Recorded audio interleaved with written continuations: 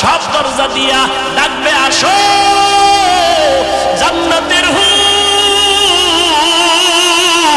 তোমাদের জন্য অপেক্ষা করতেছে, জান্নাতের বিছানা তোমাদের জন্য রেডি। কেন? সূর্যের গরম যেন না লাগে, কারণ সূর্যের গরম লাগলে মাথার মগজগুলো টাস টাস করে ফেটে যাবে, একটা সেকেন্ডের আযাব সইতে পারবা না।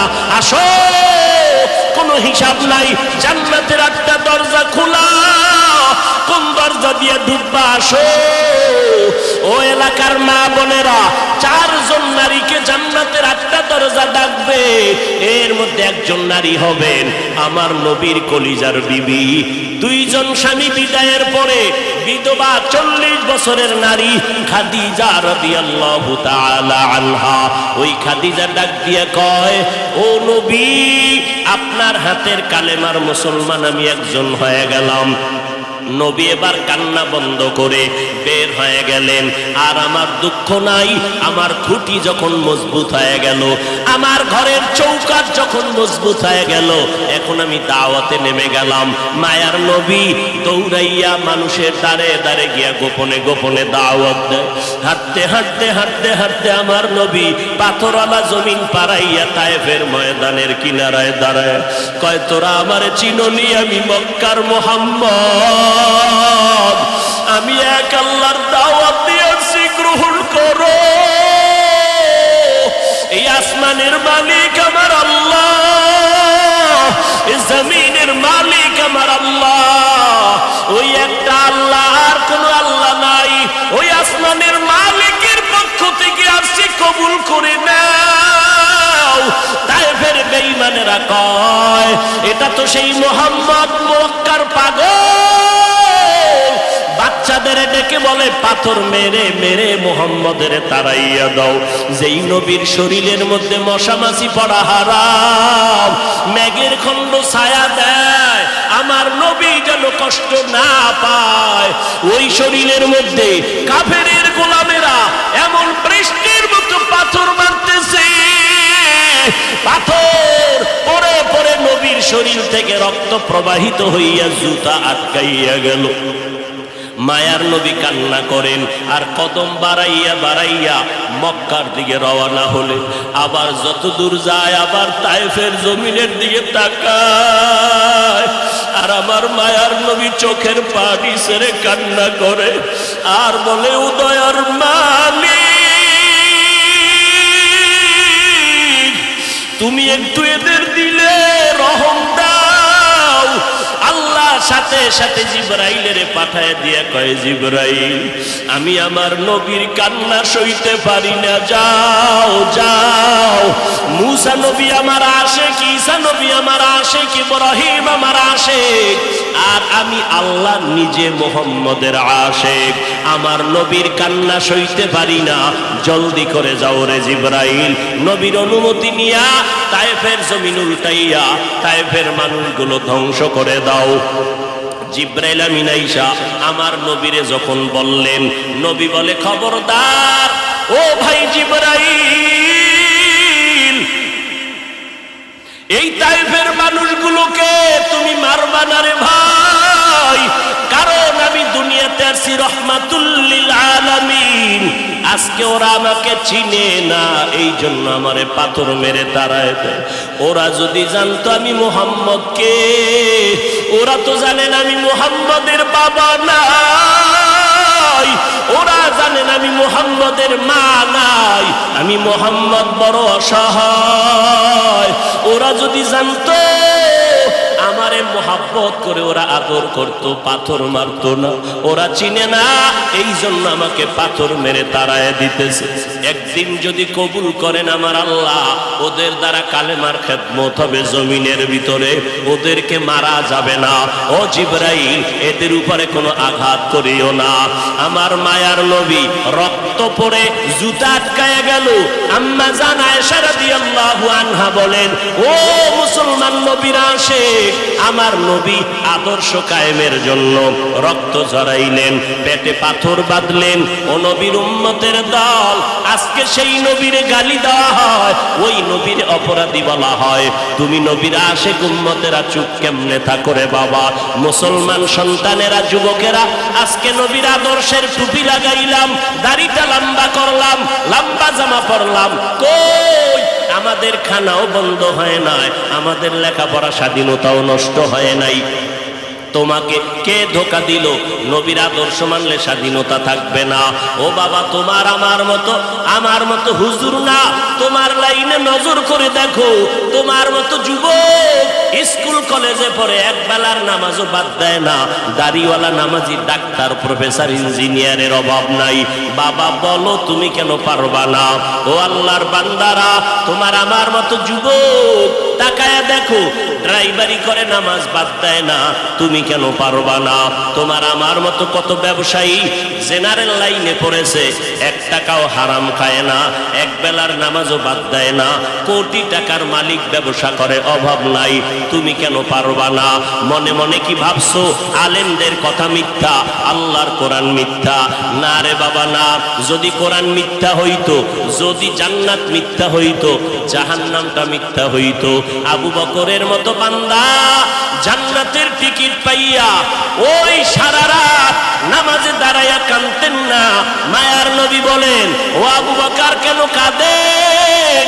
বলে, হাসরের ময়দানের ভয়ঙ্কর হালাতের কারণে আমি কান্না করতেছি। আম্মা জান আয়েশা বলেন, নবী যখন কান্না করেন, আমি বললাম, নবী কাঁদেন কেন? নবী বলেন, হাসরের ময়দানের কঠিন হালাতের কথা মনে পড়ে গেল। কেমন কঠিন হালাত হবে নবী? আম্মা জানকে আল্লাহর নবী বলেন, আয়েশা, কিয়ামতের ময়দানে মানুষগুলো সব উলঙ্গ দাঁড়াবে। আল্লাহ পাক রব্বুল আলামিন ওই সিরিয়ার জমিনের মধ্যে বসে কাহরিয়াতের সাইনবোর্ড লাগায়া বলবেন, লিমানিল মুলকুল ইয়াউম। আল্লাহ পাকের কুদরতের আওয়াজটা যখন হবে, হাসরের ময়দানটা থরথর করে কেঁপে উঠবে। ওদিকে আল্লাহ বলবে, সূর্য তুই কই? নিচে নেমে আসো। আম্মা জান আয়েশাকে নবী বলেন, ও আয়েশা, ওই হাসরের ময়দানে সূর্যটা যখন নিচে নেমে আসবে, সূর্যের গরমে মাটির জমিনটা পুড়ে হবে তামা। ওই সময় এমন ভয়ঙ্কর অবস্থা, অপরদিকে জাহান্নামের আওয়াজ। জাহান্নাম বলবে, ও দয়ার মালিক, গুনাহগার গুলো আমার পেটের ভেতরে দাও, আমার পেটে ক্ষুধা লাগছে, তাড়াতাড়ি গুনাহগার গুলো দাও। আল্লাহর নবী বলে, আয়েশা, ওই হাসরের ময়দানে যেই নবীদের কোনো গুনাহ নাই, একজন নবীরও কোনো অপরাধ নাই, কিন্তু সেই নবীরা হাসরের ময়দানের ভয়ঙ্কর হালাত দেখিয়া উম্মতের ভুলে যাবে, নিজেদেরকে বাঁচানোর জন্য হাউমাউ করে কাঁদবেন, আর নাফসি নাফসি নাফসি বলে কাঁদবেন। মুসা নবী উম্মতের ভুলিয়া নিজেকে বাঁচানোর কান্না করবেন, আদম নবী কান্না করবেন নাফসি বলে। গর্তের পিপিলিকা আমার নবীকে চিনে, আল্লাহর কাছে বলেন, হে মালিক, মেহেরবানি করে একবার মদিনায় পৌঁছাইয়া দেও, বাইতুল্লাহর ছাদটা দেখা আবার আমার গর্তে আসতে চাই, কবুল করো। আল্লাহ কয়, এই বাইতুল্লাহর কবুতর, অমুক এলাকার অমুক গর্তের মধ্যে যা, আমার একটা মাখলুক ক্ষুদ্র পিপিলিকা আমার রসুলের রওজা বাইতুল্লাহ দেখবে, তোর পায়ের সাথে বাজাইয়া আমার ঘরটা দেখাইয়া, নবীর রওজা দেখাইয়া জায়গায় পৌঁছাইয়া দাও। আমার নবী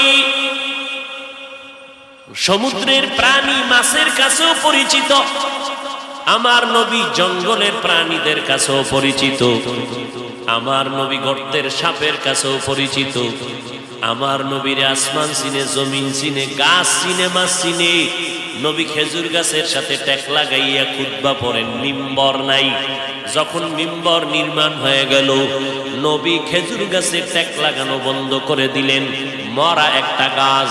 সাহাবায়ে কেরাম বলেন, মানুষ কান্না করলে যেমন আওয়াজ হয়, খেজুর গাছটার সাথে নবী যে ট্যাক লাগাইয়া খুতবা পড়তেন, নবী যখন তার থেকে আলাদা হয়ে গেলে ওই খেজুর গাছটা মানুষের মতো কান্নার মতো আওয়াজ বের হচ্ছে। আমরা দৌড়াইয়া পয়গম্বরের সামনে গেলাম, নবী খেজুর গাছটা মানুষের মতো কান্না করে। নবী এসে হাজির হয়ে গেলেন। এই গাছ তুই কেন কাঁদো? বলে আমি আপনার বিরহের বেদনায় কান্না করতেছি। ও খেজুর গাছ তুমি কি চাও? বলে আপনি আমার জানাজা পড়ায় দেন, এখানেই দাফন করে দেন, আমি চাই জান্নাতে আপনার সাথে আবার থাকতে। আল্লামা রুমি রহমাতুল্লাহ আলাইহি ওই ঘটনা মাআরিফে মাসনবীর মধ্যে উল্লেখ করেছেন। নবীর এটা মুআজিজা, অলৌকিক ঘটনা। আমার নবী খেজুর গাছের দাফন করলেন। আজও যারা মদিনায় গেছেন, মদিনার নবীর রওজা মুবারকের অংশ, বাকি যে অংশটা মেম্বর, আর নবীর রওজার মাঝখান জায়গাটাকে বলে রওজাতুম মির রিয়াজিল জান্নাহ। যারা মদিনায় গেছেন ওই রওজাতুম মির রিয়াজিল জান্নাহ, নবীর হুজরা বা রওজা মুবারকার মেম্বর, যেই মেম্বরে দাঁড়াইয়া আমার নবী খুতবা পড়তেন, আজও সেই মেম্বরটা ওই জায়গায় আছে। কিন্তু ইমাম সাহেব গিয়া আলাদা বারান্দায় গিয়া ইমামের মুসাল্লায় দাঁড়ায়, কিন্তু নবী যেখানে দাঁড়াইয়া খুতবা পড়তেন ওই জায়গাটা আছে।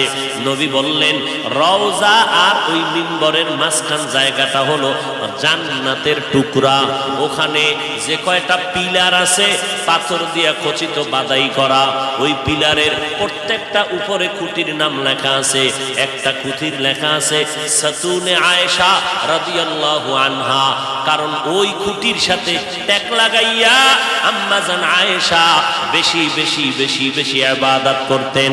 আর একটা খুঁটির মধ্যে আছে সাতুনে উস্তুনে হান্নানা, এই খুঁটিটাই হলো খেজুর গাছওয়ালা খুঁটি। এই খুঁটির তলে যদি অনেক ভেতরে যাও, রসুলের দাফন করা গাছটা এখনো আছে ওই জায়গায়। আল্লাহর নবী বলেন কিয়ামতের দিন আমার সাথে তোর জান্নাত হয়ে যাবে, জান্নাতেও তুই থাকতে পারবি। এটা বিশ্বের আর কারো ব্যক্তিগত বিশেষ কোনো কারণ না, রহমাতুল লিল আলামিনের এটা বিশেষ মুআজিজার বরকত। এরে নবীর আশিক আল্লাহর নবী মোহাব্বতের সাথে ওই গাছটাকে দাফন করে দিলেন। উস্তু নেহান না না জাহাজ রে রসুল নালামিজাদ হামচুয়ার বাবুল। একটা গাছ আমার নবীরে চিনতে পারলো, চেনার কারণে বিরহের বেদনায় কান্না করলো। কপাল আমাদের বড় খারাপ, আমরা মানুষ হইয়া সেই নবীর এখনো চিনতে পারি নাই।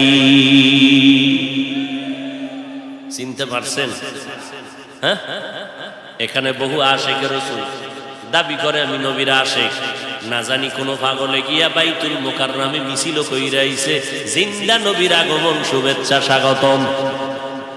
মিছিল চলে না ঢাকায়, কেউ খবর নাই। কিন্তু কপাল খারাপ, জিন্দা নবীর আগমনের স্লোগান দিলের মুমিন, ফজরের নামাজ পড়লি না, জোহরের নামাজও মসজিদে পাওয়া গেল না, আসর পড়ো নাই, মাগরিব পড়ো নাই, এশাও পড়ো নাই। আবার এমন আশিক এই ময়দানে ঢুকছে বিড়ি টানার পর, আবার মোনাজাতের পরও বিড়ি টানতে টানতে বাড়ি যাবে, বরকত ছাড়া যায় না। এরে নবীর আশিক, রবিউল আউয়ালে নবী আসলেন, সুপরিচিত নবী আমার। মিলাদুল নবী, ওয়াফাতুল নবী, সিরাতুল নবী, তিনটা শব্দ আমার নবীর শানের শব্দ। তবে তিনটা শব্দের মধ্যে একটু পাওয়ারের ব্যবধান আছে, পাওয়ার। সিরাতুল নবী শব্দটার পাওয়ার এত বেশি, মিলাদুল নবী আর ওয়াফাতুল নবীর থেকে সিরাতুল নবীর পাওয়ার বেশি। বলে কেমন? বলে মিলাদুল নবীর পাওয়ার কেমন? মিলাদুল নবী যদি কেউ অস্বীকার করে তার ঈমানের পয়েন্ট কমে যাবে। ওয়াফাতুল নবী যদি কেউ অস্বীকার করে তার ঈমানের পয়েন্ট কমে যাবে। কিন্তু সিরাতুল নবী যদি কেউ অস্বীকার করে তার ঈমানটাই থাকবে না। নাম্বার 2, সিরাতুল নবী বললে আর মিলাদুল নবী, ওয়াফাতুল নবী বলার প্রয়োজন হয় না, কারণ সিরাতুল নবীর মধ্যে মিলাদুল নবীও আছে, ওয়াফাতুল নবীও আছে। এই কথা যারা বুঝে না এই রকম ধর্মান্ধ লোকেরা সিরাতুন নবীর বিরুদ্ধে স্লোগান দেয়। দেখছেন নি ঢাকার অলিতে গলিতে এমন কোনো পিলার নাই, এমন কোনো দেওয়াল নাই, বড় বড় বড় বড় পোস্টার লাগাইয়া গরম বানায় ফেলছে, পত্রিকার পৃষ্ঠা দেখা যায় না। ঢাকার অলিগলি পোস্টার লাগানো, সাইয়্যিদুল আইয়াত 90 দিনের কিলাকিলি। কয়দিন? সাইয়্যিদুল আইয়াত রাজার বাগেরা এই পোস্টার লাগাইয়া ঢাকাকে ঢেকে ফেলেছে। সাইয়্যিদুল আইয়াদ মানি সব ঈদের সরদার, রবিউল আউয়াল মিলাদুন নবী, ঈদে মিলাদুন নবী। 90 দিন হেন মিলাদ পালন করবে। আল্লাহ হেদায়েত দান করুন। আরো জোরে বলুন। ভাইরা আমার, মিলাদুন নবী মানে নবীর সুপরিচিত নবীর জন্ম মোবারক। সিরাতুন নবী শব্দের অর্থ আমাদের নবীর জীবন আদর্শ। জন্ম হয় একদিন, আর আমার নবীর জীবন হলো 63 বছর। একদিন আর 63 বছরে যেমন ব্যবধান, মিলাদুন নবী আর সিরাতুন নবীর মাঝেও তেমন ব্যবধান। মিলাদুন নবী এটা আলোচনা করলে নফলের মতো সওয়াব, সিরাতুন নবী আলোচনা করলে হবে না, আমল করা হলো ফরজে আইন। সিরাতুন নবী কারে বলে? সাহাবায়ে কেরামের একটা বড় অংশ আম্মাজান আয়েশা রাদিয়াল্লাহু আনহার দরবারে গেলেন। আম্মাজান নবীর আদর্শের একটু বয়ান করেন। আম্মাজান পাল্টা প্রশ্ন করলেন, আফা তাকরাউনাল কুরআন, ও সাহাবায়ে কেরাম আপনারা কি কোরআন তেলাওয়াত করেন না? ক্বালু বালা, বলেন হ্যাঁ আমরা কোরআন তেলাওয়াত করি। আম্মাজান বললেন, কানা খুলুকুহুল কোরআন, কোরআন শরীফ হলো মদিনাওয়ালা নবীর আদর্শ। অতএব সিরাতুন নবী মানে কোরআন, সিরাতুন নবী মানে নামাজ, সিরাতুন নবী মানে কোরআনে বর্ণিত পর্দা, সিরাতুন নবী মানে কোরআনের বিধান, রোজা রাখা। অতএব যারা সিরাতুন নবী মানি না বলবে, প্রমাণ হলো তারা কোরআন মানে না, আল্লাহর বিধান মানে না। তুকু যাও সুন্নতে আহমদ কুজা বা মুহাম্মদ কে পুয়াদ নিসবত তোরা, মান আহাব্বা সুন্নতি কৌলে রসুল মজদায়ে কানা মাই হাম কুন কবুল। এতক্ষণ আলোচনার দ্বারা কি বুঝলেন? আমরা মিলাদুন নবী মানি না, মানা লাগবে কি না? লাগবে। পর্যায় কি, কোয়ালিটি কি, সিস্টেম কি, মান কি? নফল। মিলাদুন নবী মানার মান কি? নফল। সিরাতুন নবী মানার মান ফরজ। সিরাতুন নবী মানি কোরআন শরীফ, সিরাতুন নবী মানি নামাজ, সিরাতুন নবী মানি রোজা, সিরাতুন নবী মানি পর্দা, কোরআনের আইন। এগুলো পালন করা নফল না ফরজ?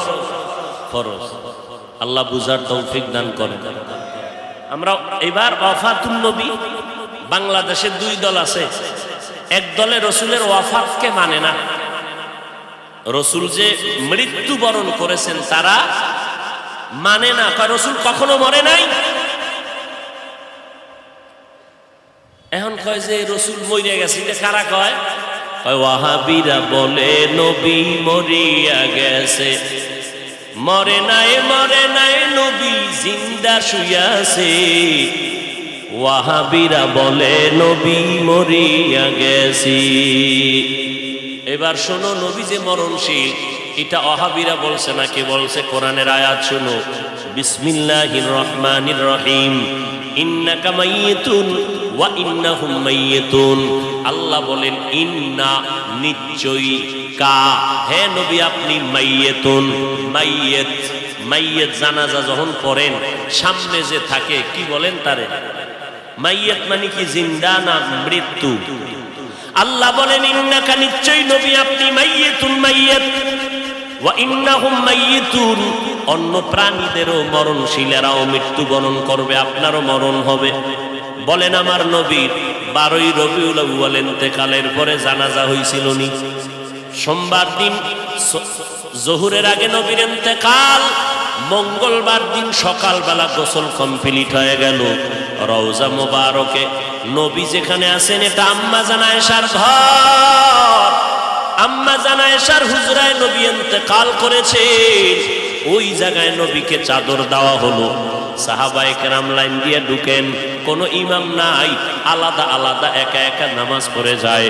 ফেরেশতারা নামাজ পড়ে, এইভাবে নামাজ চললো। মঙ্গলবার সারাদিন, বুধবার সারাদিন নামাজ চললো। এইভাবে নামাজ হয়। ও নবীর আশিকেরা বলো, জিন্দা ব্যক্তির জানাজা হয়নি, নবীর জানাজা হয়েছে। আল্লাহ পাক বলেন, ও নবী, আমি অল্প টাইমের জন্য আপনার দেহ মোবারক থেকে রুহুটাকে আলাদা করে ফেললাম। এরপরে কবরে রাখার পর কি হয়েছে জানোনি? আল্লাহর নবী বলেন, কবরে রাখার পর আল্লাহর রুহুটা আমাকে ফিরাইয়া জিন্দা বানায় দিবেন। ক্বালান নবী সাল্লাল্লাহু আলাইহি ওয়া আলিহি ওয়াসাল্লাম, আল আম্বিয়া ওয়াহিয়াউন ফি কুবুরিহিম ইউসাল্লুন। আল্লাহ নবী বলেন, সব নবীরা, আল আম্বিয়া সমস্ত নবী পয়গম্বরগণ, আহইয়াউন জিন্দা। কোথায়? বলে ফি কুবুরিহিম, কবরের ভেতরে, কবরের ভেতরে, কবরের ভেতরে, রওজার ভেতরে সব নবীগণ জিন্দা। ইউসাল্লুন, সব নবীরা কবরের মধ্যে জিন্দা হয়ে কি করে? আল্লাহর নবী কয়, সব নবীরা কবরের মধ্যে জিন্দা হালাতে নামাজরত অবস্থায় কিয়ামত পর্যন্ত আমার আল্লাহর মারিফতের মজা নিতে থাকবে। কিয়ামত পর্যন্ত জিন্দা থাকবে কবরের ভেতরে।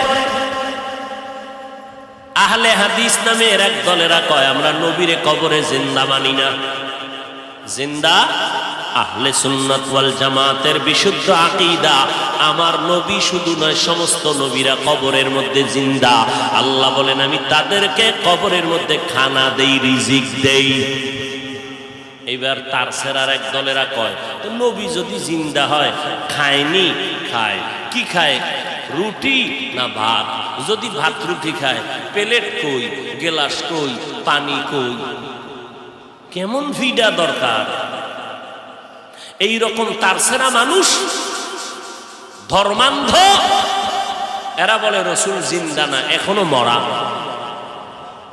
নাউজুবিল্লাহ। না, হ্যাঁ, তাকে যদি জিজ্ঞাসা করো, আমরা মায়ের গর্ভে ছিলাম, আল্লাহ তাআলা দুনিয়াতে আসার আগে আমাদের মায়ের গর্ভে, আমাদের দেহের মধ্যে রূহ দান করে জিন্দা বানাইছিলেন নি? কথা কন। তাহলে আমরা আমার মায়ের গর্ভে জিন্দা ছিলাম নি? ও ভাই, তুমি যে প্রশ্ন করলা, কবরের মধ্যে যদি জিন্দা থাকে, কেমনে খায়, কেমনে কি করে, তোমার প্রশ্নের জবাব দিব পরে। আমার জবাব দাও, মায়ের গর্ভে যে আমরা জিন্দা ছিলাম, আমরা ভাত খাইছিলাম নি, রুটি খাইছিলাম নি, প্লেট কই পাইছিলাম, পানি কই পাইছিলাম, গেলাস কই পাইছিলাম? এই প্রশ্নের জবাব যেই দিন দিবি, ওই দিন দিব জবাব, নবীরা কবরে কেমনে খায়। ইলমে রায়ে জাজু করদন বেহিসাব, খলকেরা দাদন জবাবে বাসওয়াব, হকনা দারদ দোস্তে খলকা জারেরা, নিস্তে ই খসলতে কে দিনদারেরা। ও গো নবীর উম্মতেরা,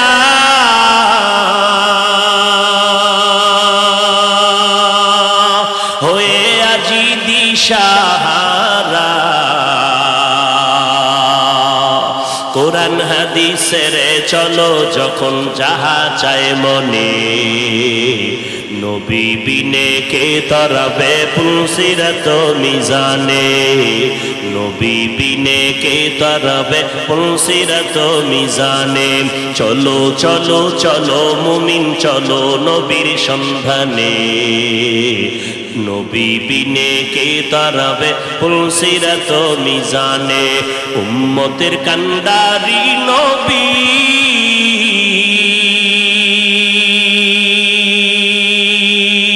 কাঁদছেন উম্মতের লাগি, এক এখনো কাঁদেন নবীজি, এখনো কাঁদেন নবীজি শুয়ে মদিনার পানে।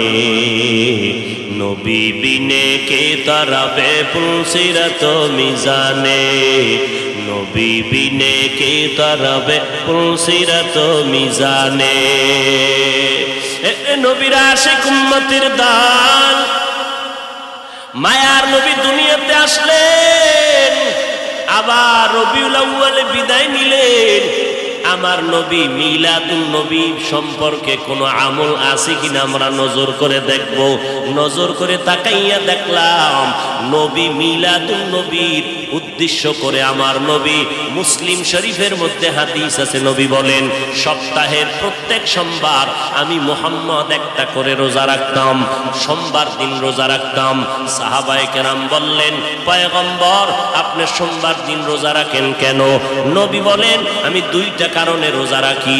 একটা কারণ, আল্লাহ যেদিন আমাকে দুনিয়ায় পাঠাইছেন ওই দিনটা ছিল সোমবার, আমি রোজা রাখার মাধ্যমে আমি আমার দুনিয়াতে আগমনের শুকর আদায় করি।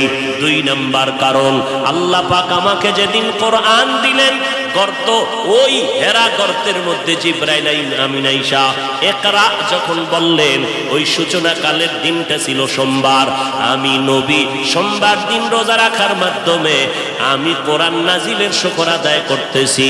ও নবীর উম্মতেরা, তাহলে হাদিস থেকে পাইলাম মিলাদুন নবী, নবীর জন্ম মোবারকে আমার নবী রোজার আমল করেছে। পায়কেরামরা এই আমলটা ধরে রেখেছেন। অতএব নবীর উম্মতেরা আমার নবী রোজা রাখছেন। অতএব যারা নবীর মিলাদ পালন করতে চাও, নবীর আমল রোজার আমলটা সোমবার দিন শুরু করে দাও। রোজা রাইখা মিলাদের শুকর আদায় করো রে বাবা। কিন্তু আমরা যাদেরকে দেখলাম নামাজ নাই, পর্দা নাই, নারী পুরুষ এক হইয়া বাজারের জেলাফিয়ার মিষ্টি খাইয়া মিছিল দিল, আর ফুলের মালা নিজের গলায় লাগাইল, ঘোড়ার গলায় ফুলের মালা লাগাইলো। ব্যাপারটা কি বুঝলাম না। শেখ মুজিবুর রহমান সাহেবের জন্মবার্ষিকী যখন পালন হয়, ওই দলের মানুষেরা, ভক্তবৃন্দরা দৌড়াইয়া গোপালগঞ্জের টুঙ্গিপাড়ায় তার মাজারে গিয়া ফুল দেয়। জিয়াউর রহমান সাহেবের জন্মবার্ষিকী যখন পালন হয় তখন তার ভক্তবৃন্দ যারা, আদর্শের সৈনিক যারা, দৌড়াইয়া জিয়াউর রহমান সাহেবের মাজারে ফুল দেয়। এই মুহাম্মদের আশেকের দল, তোমরা যদি মুহাম্মদের জন্মবার্ষিকী পালন করতে চাও তাহলে তোমার গলায় কেন ফুল দিলা, ঘোড়ার গলায় কেন ফুল দিলা? যদি আসলেই তোমরা জন্মবার্ষিকী মুহাম্মদের পালন করতে চাও, বিশাল বড় ফুল বানাইয়া বিমান ভাড়া কইরা কেন মদিনার মাজারে ফুল দাও না? মদিনার মাজারে ফুল না দিয়া নিজের গলায় কেন পড়ো? ঘোড়ার গলায় কেন ফুল লাগাও? ভাই আমরা মদিনার আশেক না, আমরা মদিনার নবীর নাম বিক্রি করে দুনিয়ার ধান্দাবাজিতে লিপ্ত হয়ে গেছি। মান আহাব্বা সুন্নতি কৌলে রসুল মজদায়ে কানা মাই হাম কুন কবুল। উম্মত কই, সুন্নত কই? এরপরে নবীজি সোমবার রোজা রাখতেন, তা কি বছরে একদিন না প্রতি সোমবার? রবিউল আউয়াল মাসটা না 12 মাস? এরে নবীর আশেক, মদিনার নবী 12টা মাস সোমবার দিন রোজা রেখে মেসেজ দিয়ে গেল দুনিয়ার মানুষ, আমি মুহাম্মদ সোমবার দিন রোজা শুধু মিলাদুন নবী আর রবিউল আউয়ালে রাখি নাই, 12 মাস রোজা রেখেছি প্রতি সোমবার।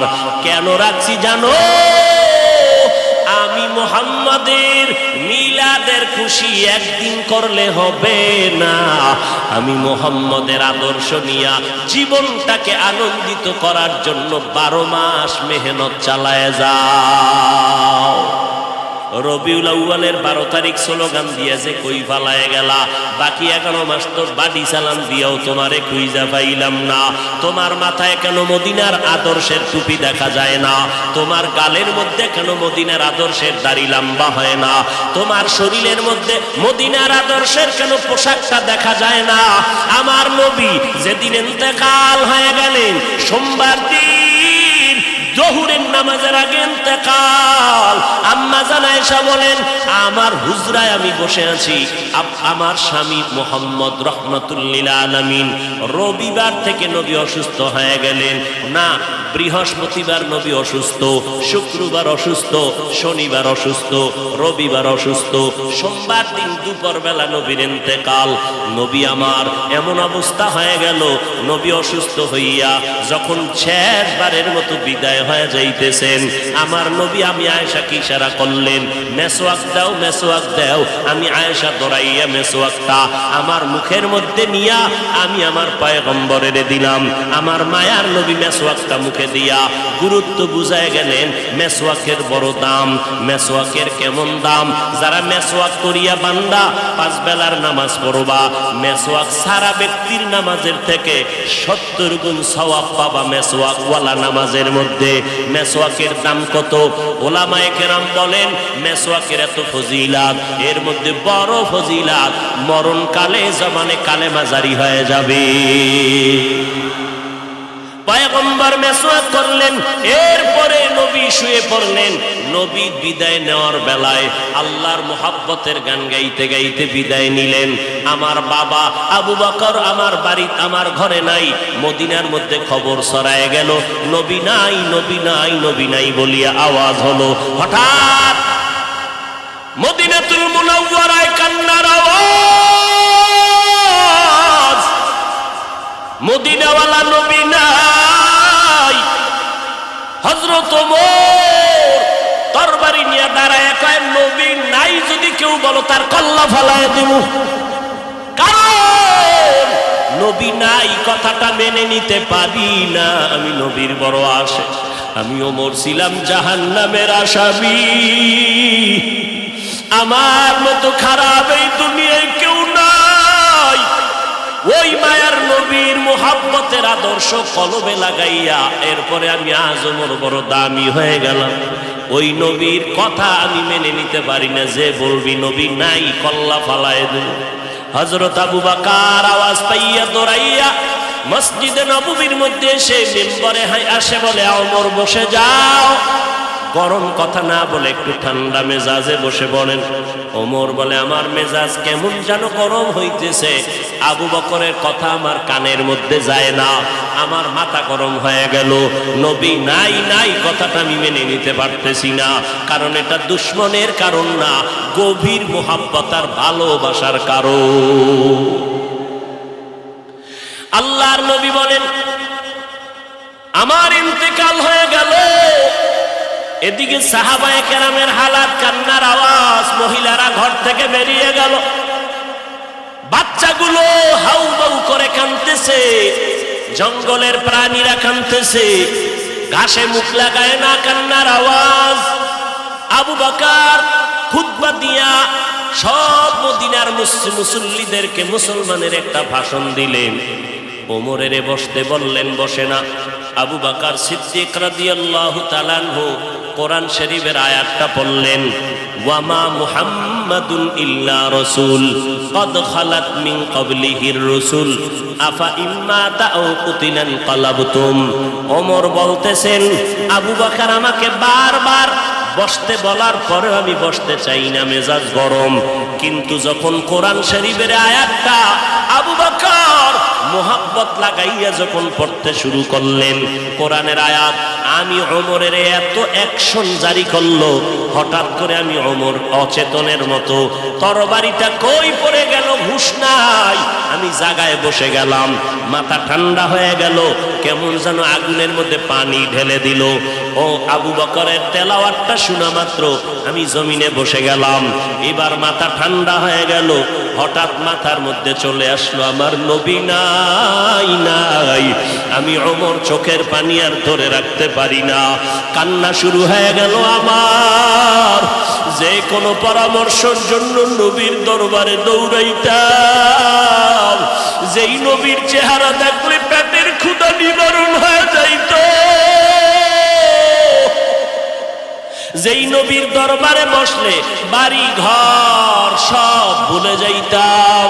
আমার আমার নবীর জন্য কলিজাটা কেটে দেওয়ার জন্য রেডি ছিলাম। আজ আমার নবী নাই, আমি ওমর আজ আমি কার কাছে গিয়ে একটু পরামর্শ নিব? আমার মায়ার নবী, যেই নবী একটু হাসি দিলে মনে হয় যেন মুক্তার দানার মতো হাসিটা ফুটতেছে, যেই নবীর চেহারা দেখলে শুধু দেখতেই মনে চায়, পেটে কোনো ক্ষুধা নাই, যেই নবীর মোহাব্বত মেশকের ঘেরান তার ঘাম, যেই নবী রাস্তা দিয়ে হাঁটলে দুপার্শ্বের গাছ নত হইয়া নবীরে সালাম জানায়, যেই নবীর শরীরের মধ্যে মশা মাছি পড়া হারাম ছিল, ওই নবী আজ নাই। আমি ওমরের কোথায় গিয়ে একটু মাথা গুজানোর ঠাই পাবো, কলিজায় সান্ত্বনা নিব? সান্ত্বনা নেওয়ার মতো আজ আমার কেউ রইল না। কান্নার আওয়াজ চলতেছে। ও নবীর আশেকের দলেরা, আমার নবী এই রবিউল আউয়ালে কি নিয়ে আসলেন আর কি রেখে বিদায় নিলেন? তার দুইটা জবাব। এক নাম্বার জবাব, আমার নবী আসলেন উত্তম আদর্শ নিয়া। কোন জমিনে? বলে মক্কার জমিনে। কেমন হালাত? বলে মক্কার মানুষের মতো বদমাশ, জালেম, চরিত্রহীন মানুষ সারা দুনিয়াতে আর কোথাও ছিল না।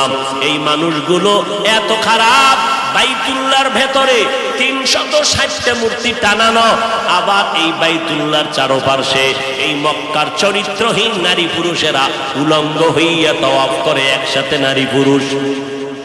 এরপরে নারীদেরকে পছন্দ করে না, কন্যাদেরকে জ্যান্ত দাফন করে দেয়। এই যুবক যুবতী অবাধে চলে, যৌবনের আদান প্রদান করে। মক্কার মানুষ এত খারাপ, নারীদেরকে হত্যা করে দেয়। বিধবা নারীদের কোনো দাম নাই, কন্যাদের কোনো দাম নাই। আমি পয়গম্বর এমন এক আদর্শ নিয়ে মক্কায় আসলাম। আমার আদর্শ যখন গ্রহণ করা শুরু করলো, মক্কার খারাপ মানুষ এত দামি মানুষে পরিণত হয়ে গেল।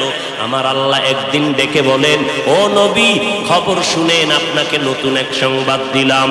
অমুক অমুক অমুক অমুক সাহাবী, এদের নামে আমি আল্লাহ ফাইনাল সিদ্ধান্ত করে মরণের আগে আমি আল্লাহ জান্নাতের টিকিট দিয়ে দিলাম। আমার নবীর আদর্শ গ্রহণ করে 10 জন সাহাবা জান্নাতের টিকিট পেয়ে গেলেন। আবু বকর, ওমর, ওসমান, আলী সহ 10 জন রাদিয়াল্লাহু আনহুম আজমাইন। এর নবীর আশিক, এই রবিউল আউয়ালে আমার নবী আদর্শ নিয়ে আসলেন। কই? আজকে সেই নবীর আদর্শ মুসলমানের সন্তানের ভেতরে নাই। আমার নবীর রেখে যাওয়া আদর্শ হিন্দু ভাইয়েরা কখনো পালন করবে না। আমার নবীর আদর্শ খ্রিস্টানেরা পালন করবে না। আমার নবীর সুন্নতের আমল ইহুদিরা করবে না। আমার নবীর সুন্নতের আমল কোন বৌদ্ধ ধর্মের মানুষেরা করবে না। আমার নবীর রেখে যাওয়া সুন্নতের আমল করবে একমাত্র নবীর আশিক মুসলমানেরা। কিন্তু কপাল কেন খারাপ? এত বয়ান হচ্ছে, ফজরের পরে বয়ান, জোহরের পরে বয়ান, আসরের পরে বয়ান, মাগরিবের পরে বয়ান, 12টা মাস বয়ান চলছে বক্তাদের, পীর সাহেবদের বয়ান, আল তাবলিগওয়ালাদের বয়ান, জুমার দিন খতিব সাহেবদের বয়ান। এত বয়ানের পরেও কেন মানুষের দাড়িটা লম্বা হয় না? মদিনাওয়ালা নবীর তরিকায় কেন বান্দা টুপি মাথায় পড়ো না?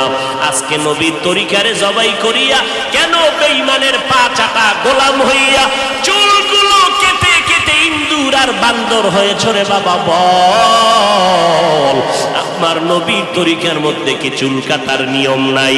আমার নবীর তরিকায় নখ কাটার নিয়ম আছে। আমার নবীর আদর্শে জুতা কেমনে পরবা সেখানেও নবীর আদর্শ আছে। জুতাটা কেমনে খুলবা সেখানেও নবীর আদর্শ আছে। আমার নবীর কেমন পাওয়ারফুল আদর্শ! এমন আদর্শ জমিনে আর কারো নাই। অমুকের আদর্শের সৈনিক আমরা, আল্লাহর কসম। এই জমিনে যত মানুষের আদর্শ আছে, আব্রাহাম লিঙ্কনের আদর্শ, মাও সেতুনের আদর্শ, লেনিনের আদর্শ, কার্ল মার্ক্সের আদর্শ, এক কথায় সব দুনিয়ার মানুষের আদর্শগুলো নাপাক। একমাত্র মদিনাওয়ালা নবীর আদর্শই হলো পাক। সমস্ত মানুষের আদর্শ নাপাক, মদিনার নবীর আদর্শ কেন পাক? দুনিয়ার মানুষের আদর্শ নাপাক হওয়ার কারণ তার চোখ দুইটা নাপাক, তার হাতটা নাপাক, তার দিমাগ নাপাক। কারণ আমি নাপাক কেন? বক্তা হইয়া চেয়ারে বসে মজার মজার বয়ান দিলাম, কিন্তু এই এলাকার মানুষ জানে না আমার হাতটা কি পরিমাণ গুনার কাজ করেছে, আমার জবানটা কি পরিমাণ অপরাধ করলো, আমার চোখ দুইটা কি পরিমাণ অন্যায় করেছে। এই এলাকার মানুষ যদি জানতো আমার চেয়ারে বসে বয়ান করার সুযোগ দিত না। আল্লাহ কয় বান্দা আমি তোর সম্মানটারে নষ্ট করি নাই, কারণটা কি জানো? তুই বড় আলেম এই জন্য না, তোর বডির মধ্যে আছে পয়গম্বরের আদর্শ, আর তুই মুহাম্মদের উম্মত হওয়ার কারণে তোর ইজ্জত নষ্ট করি নাই। নষ্ট তো করি নাই, আমি আল্লাহ তোরে আবার ডাক দিলাম তওবার দরজায় ঈশা যদি 2 ফোঁটা চোখের পানি ছেড়ে আমি আল্লাহকে একবার আল্লাহ বলে ডাক দাও, লাব্বাইক বলে যদি তুই হাজিরা দাও, আমি আল্লাহ তোর জীবনের সব গুনাহগুলো মাফ করে দিব। কারণ আমি চাই না আমার মায়ার নবীর উম্মতেরা জাহান্নামে যাবে, কারণ একটা সেকেন্ডের আযাব আমার কোনো বান্দা সহ্য করার শক্তি হবে না। আম্মা জান আয়েশা বলেন একদিন দেখি আমার মায়ার নবী আমার হুজরায় বসে গুনগুন গুনগুন করে কান্না করেন। আমি আয়েশা বললাম নবী আমার কোনো ভুলের কারণে আপনি কাঁদেন, আমার কোনো ব্যবহারে কষ্ট পাই আপনি কাঁদেন নাকি? মায়ার নবী কয় না না আয়েশা তোমার ব্যবহারের কারণে কাঁদি না, আমি কান্না করি হাসরের ময়দানের কথা মনে পড়ে গেছে রে আয়েশা। ওই হাসরের ময়দানটা কেমন ভয়ঙ্কর হবে ওই কথা মনে পড়ে যাওয়ার কারণে আমি কান্না করি। ও নবীর উম্মতেরা, আমার নবীর আদর্শ দেখিয়া মক্কার মানুষ দলে দলে কালেমা পড়ে নবীর সৈনিক হয়ে যায়। আমার নবীর কেমন আদর্শ!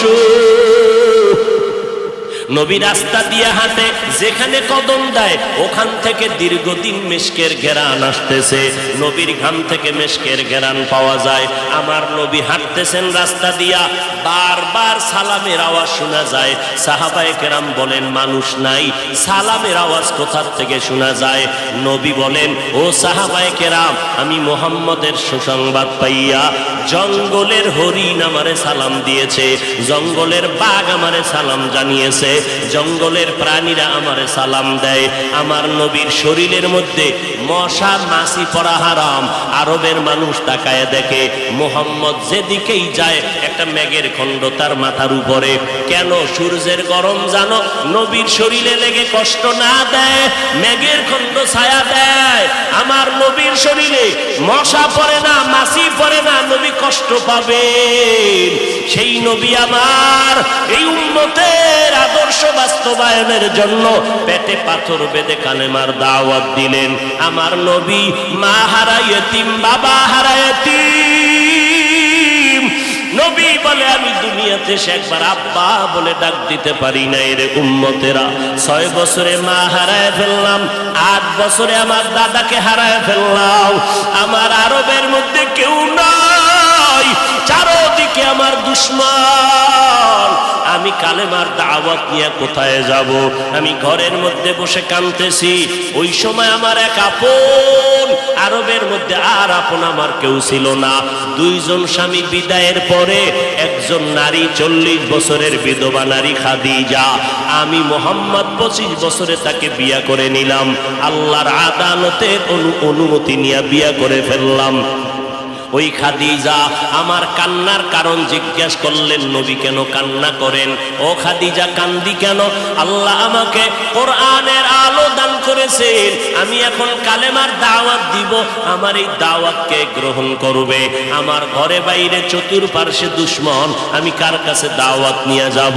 আম্মা জান খাদিজা চিৎকার দিয়া বলে নবী কোনো পেরেশান হবেন না, এই জমিনের মধ্যে কেউ যদি আপনার কালেমার দাওয়াত না নেয়, আমি খাদিজার হাতটা ধরিয়া আপনি আমাকে প্রথম দাওয়াতটা পড়াইয়া দেন, কালেমা পড়াইয়া দেন। এই জমিনে মরিয়াও যদি যায় ইতিহাসের পাতায় থাকবে মুহাম্মদের হাতে প্রথম দাওয়াত গ্রহণকারিনী কোনো পুরুষ না, তিনি একজন মহিলা। কিয়ামতের ময়দানে মদিনার নবী বলেন জান্নাতের 8টা দরজা যখন খুলিয়া 4 জন নারীকে ডাকবে, আসো, জান্নাতের দরজা খোলা হয়ে গেছে, আসো। চারজন নারীকে ডাকবে, তোমাদের কোনো হিসাব নাই, তোমাদের কোনো কিতাব নাই, তোমাদের কোনো পেরেশানি নাই। জান্নাতের 8টা দরওয়াজা, সব দরজা দিয়া ডাকবে, আসো জান্নাতের হুর তোমাদের জন্য অপেক্ষা করতেছে, জান্নাতের বিছানা তোমাদের জন্য রেডি। কেন তুই সূর্যের গরম যেন না লাগে, কারণ সূর্যের গরম লাগলে মাথার মগজগুলো টাস টাস করে ফেটে যাবে, একটা সেকেন্ডের আযাব সইতে পারবা না। আসো, কোনো হিসাব নাই, জান্নাতের 8টা দরজা খোলা, কোন দরজা দিয়ে ঢুকবা আসো। ও এলাকার মা বোনেরা, 4জন নারীকে জান্নাতের 8টা দরজা ডাকবে, এর মধ্যে একজন নারী হবেন আমার নবীর কলিজার বিবি। 2জন স্বামী বিদায়ের পরে বিধবা 40 বছরের নারী খাদিজা রাদিয়াল্লাহু তাআলা আনহা। ওই খাদিজা ডাক দিয়ে কয়, ও নবী, আপনার হাতের কালেমার মুসলমান আমি একজন হয়ে গেলাম। নবী এবার কান্না বন্ধ করে বের হয়ে গেলেন। আর আমার দুঃখ নাই, আমার খুঁটি যখন মজবুত হয়ে গেল, আমার ঘরের চৌকাঠ যখন মজবুত হয়ে গেল, এখন আমি দাওয়াতে নেমে গেলাম। মায়ার নবী দৌড়াইয়া মানুষের দ্বারে দ্বারে গিয়া গোপনে গোপনে দাওয়াত দেয়। হাঁটতে হাঁটতে হাঁটতে হাঁটতে আমার নবী পাথরওয়ালা জমিন পাড়াইয়া তায়েফের ময়দানের কিনারায় দাঁড়ায়। কয়, তোরা আমারে চিননি, আমি মক্কার মুহাম্মদ, আমি এক আল্লাহর দাওয়াত দিয়েছি, গ্রহণ করো। এই আসমানের মালিক আমার আল্লাহ, এই জমিনের মালিক আমার আল্লাহ, ওই একটা আল্লাহ, আর কোনো আল্লাহ নাই। ওই আসমানের মালিকের পক্ষ থেকে আসছি, কবুল করে নাও। তায়েফের বেঈমানেরা কয়, এটা তো সেই মুহাম্মদ মক্কার পাগল। বাচ্চাদের ডেকে বলে, পাথর মেরে মেরে মুহাম্মদের তাড়াইয়া দাও। যেই নবীর শরীরের মধ্যে মশা মাছি পড়া হারাম, মেঘের খণ্ড ছায়া দেয়, আমার নবী যেন কষ্ট না পায়। ওই শরীরের মধ্যে কাফেরের গোলামেরা এমন বৃষ্টির মতো পাথর মারতেছে, পাথর পরে পরে নবীর শরীর থেকে রক্ত প্রবাহিত হইয়া জুতা আটকাইয়া গেল। মায়ার নবী কান্না করেন, আর কদম বাড়াইয়া বাড়াইয়া মক্কার দিকে রওনা হলে, আবার যত দূর যায় আবার তায়েফের জমিনের দিকে তাকায়। আর আমার মায়ার নবী চোখের পানি ছেড়ে কান্না করে আর বলে, উদয়ার মালিক, তুমি একটু এদের দিলে রহম দাও। আল্লাহ সাথে সাথে জিবরাইলের পাঠায় দিয়ে কয়, জিবরাইল, আমি আমার নবীর কান্না সইতে পারি না, যাও যাও। মুসা নবী আমার আশিক, ঈসা নবী আমার আশিক, ইব্রাহিম আমার আশিক, আর আমি আল্লাহ নিজে মুহাম্মদের আশিক। আমার নবীর কান্না সইতে পারি না, জলদি করে যাও রে জিবরাইল। নবীর অনুমতি নিয়া তায়েফের জমিন উল্টাইয়া তায়েফের মানুষগুলো ধ্বংস করে দাও। জিবরাইল আমিন আইসা আমার নবীরে যখন বললেন, নবী বলে, খবরদার ও ভাই জিবরাইল, এই তায়েফের মানুষগুলোকে তুমি মারবা না রে ভাই, কারণ আমি দুনিয়াতে আসি রহমাতুল লিল আলামিন। আজকে ওরা আমাকে চিনে না, এই জন্য আমারে পাথর মেরে তাড়ায় দেয়। ওরা যদি জানতো আমি মুহাম্মদকে, ওরা তো জানেন আমি মুহাম্মদের বাবা নাই, ওরা জানেন আমি মুহাম্মদের মা নাই, আমি মুহাম্মদ বড় অসহায়। ওরা যদি জানতো আমারে মোহাব্বত করে ওরা আদর করতো, পাথর মারতো না। ওরা চিনে না, এই জন্য আমাকে পাথর মেরে তাড়ায় দিতেছে। একদিন যদি কবুল করেন আমার আল্লাহ, ওদের দ্বারা কালেমার খেদমত হবে জমিনের ভিতরে, ওদেরকে মারা যাবে না। ও জিবরাইল, এদের উপরে কোনো আঘাত করিও না। আমার মায়ার নবী রক্ত পড়ে জুতা আটকায় গেল।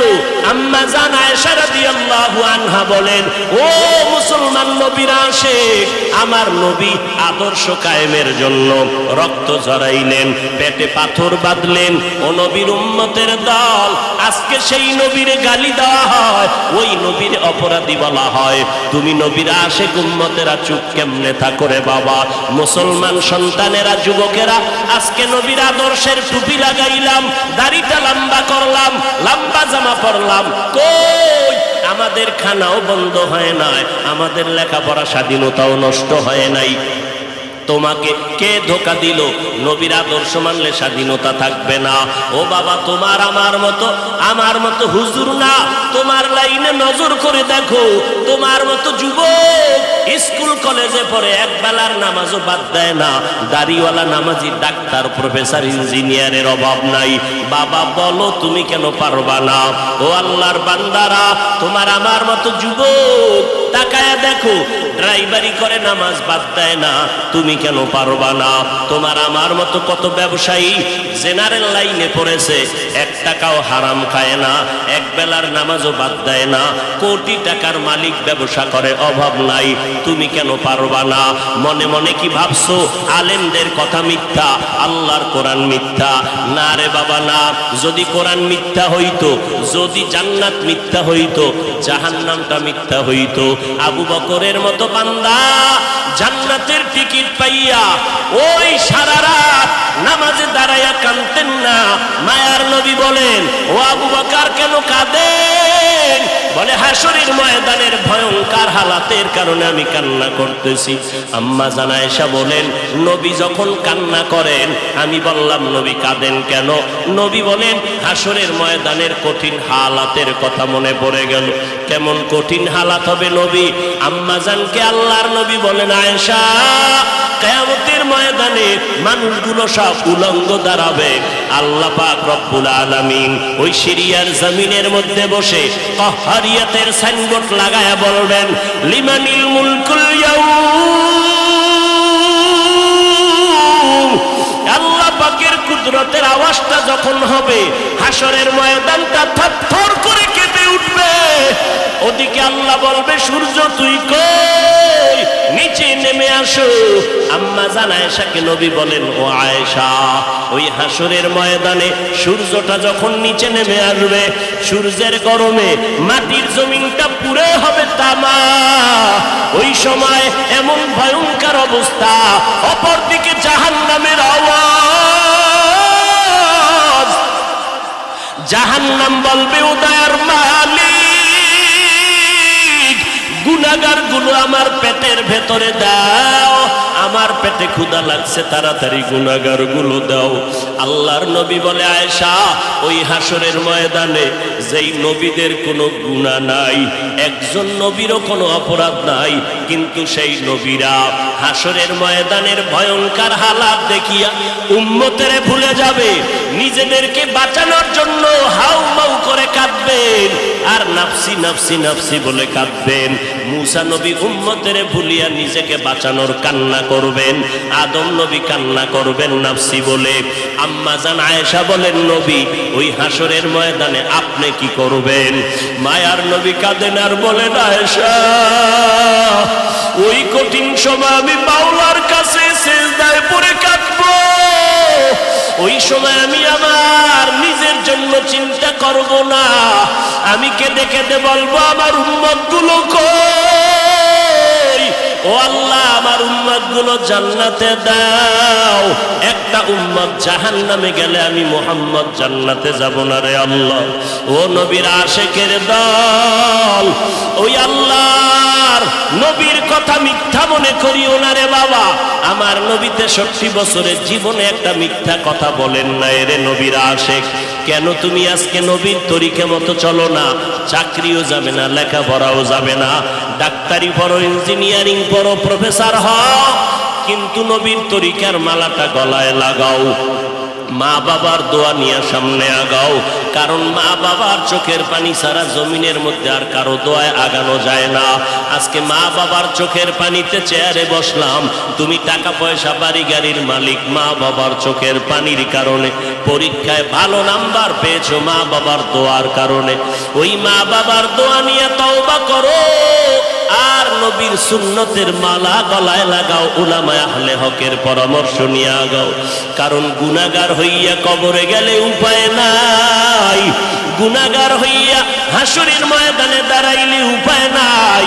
ওসমান রাদিয়াল্লাহু তাআলা আনহু কবরের কিনারা দিয়ে গেলে হাউমাউ করে কান্না করতে, ওমরে ফারুক দরজা লাগায় কান্না করেন, কবরে কেমনে একা থাকবো, আমি গুনাহগার হয়ে যদি ধরা পড়ে যাই আল্লাহর কাছে আমার উপায় নাই। আবু বকর নামাজে দাঁড়ায় কাঁদেন, হাসরের ময়দানে যদি আল্লাহ আমার আমল পছন্দ না করেন, সাথে সাথে অর্ডার হয়ে যাবে জাহান্নামের হ্যান্ডকাপ হাতের মধ্যে লাগায় দাও। ওই সময় জাহান্নামের আগুনের তাপে পেটের নাড়ি ভুঁড়িগুলো পায়খানার রাস্তা দিয়া পড়তে থাকবে। ওই জাহান্নামের আযাব একটা সেকেন্ডের জন্য সহ্য করার ক্ষমতা কারো হবে না। এই রবিউল আউয়াল থেকে তওবা করো রে বাবা। ও যুবক, ও বৃদ্ধ বাবাজি, পর্দার আড়ালের আম্মা জানেরা, আল্লাহর দরবারে তওবা করেন। আজকে আমি বক্তা, আপনারা শ্রোতা, এই পরিচয় কিন্তু মরণকালে কোনোটাই থাকবে না রে বাবা। সাদা কাফনের প্যাকেটটা যখন হয়ে যাবে, কে আলেম, কে মূর্খ, কে ধনী, কে গরিব, কে ছাত্র, কে শিক্ষক, কোনো ভেদাভেদ থাকবে না। ওই সাদা কাফনের প্যাকেট বানাইয়া অন্ধকার কবরে রেখে সবাই চলে যাবে। ওই কবরে তিনটা প্রশ্ন আমাকেও করা হবে, আপনাকেও করা হবে। জবাব যদি দিতে না পারি, মদিনার নবী বলেন সাথে সাথে কবরের সাথে জাহান্নামের দরজা খুলে যাবে। ও আল্লাহর বান্দারা, আজকে দুনিয়াতে সূর্যের গরম সহ্য করতে পারি না, জাহান্নামের আগুন কেমন করে সহ্য করবা? আল্লাহর কাছে দিল খুলিয়া বলো, অন্তর দিয়া বলো, হে মালিক, এই ময়দানে আমার মতো গুনাহগার কেউ নাই।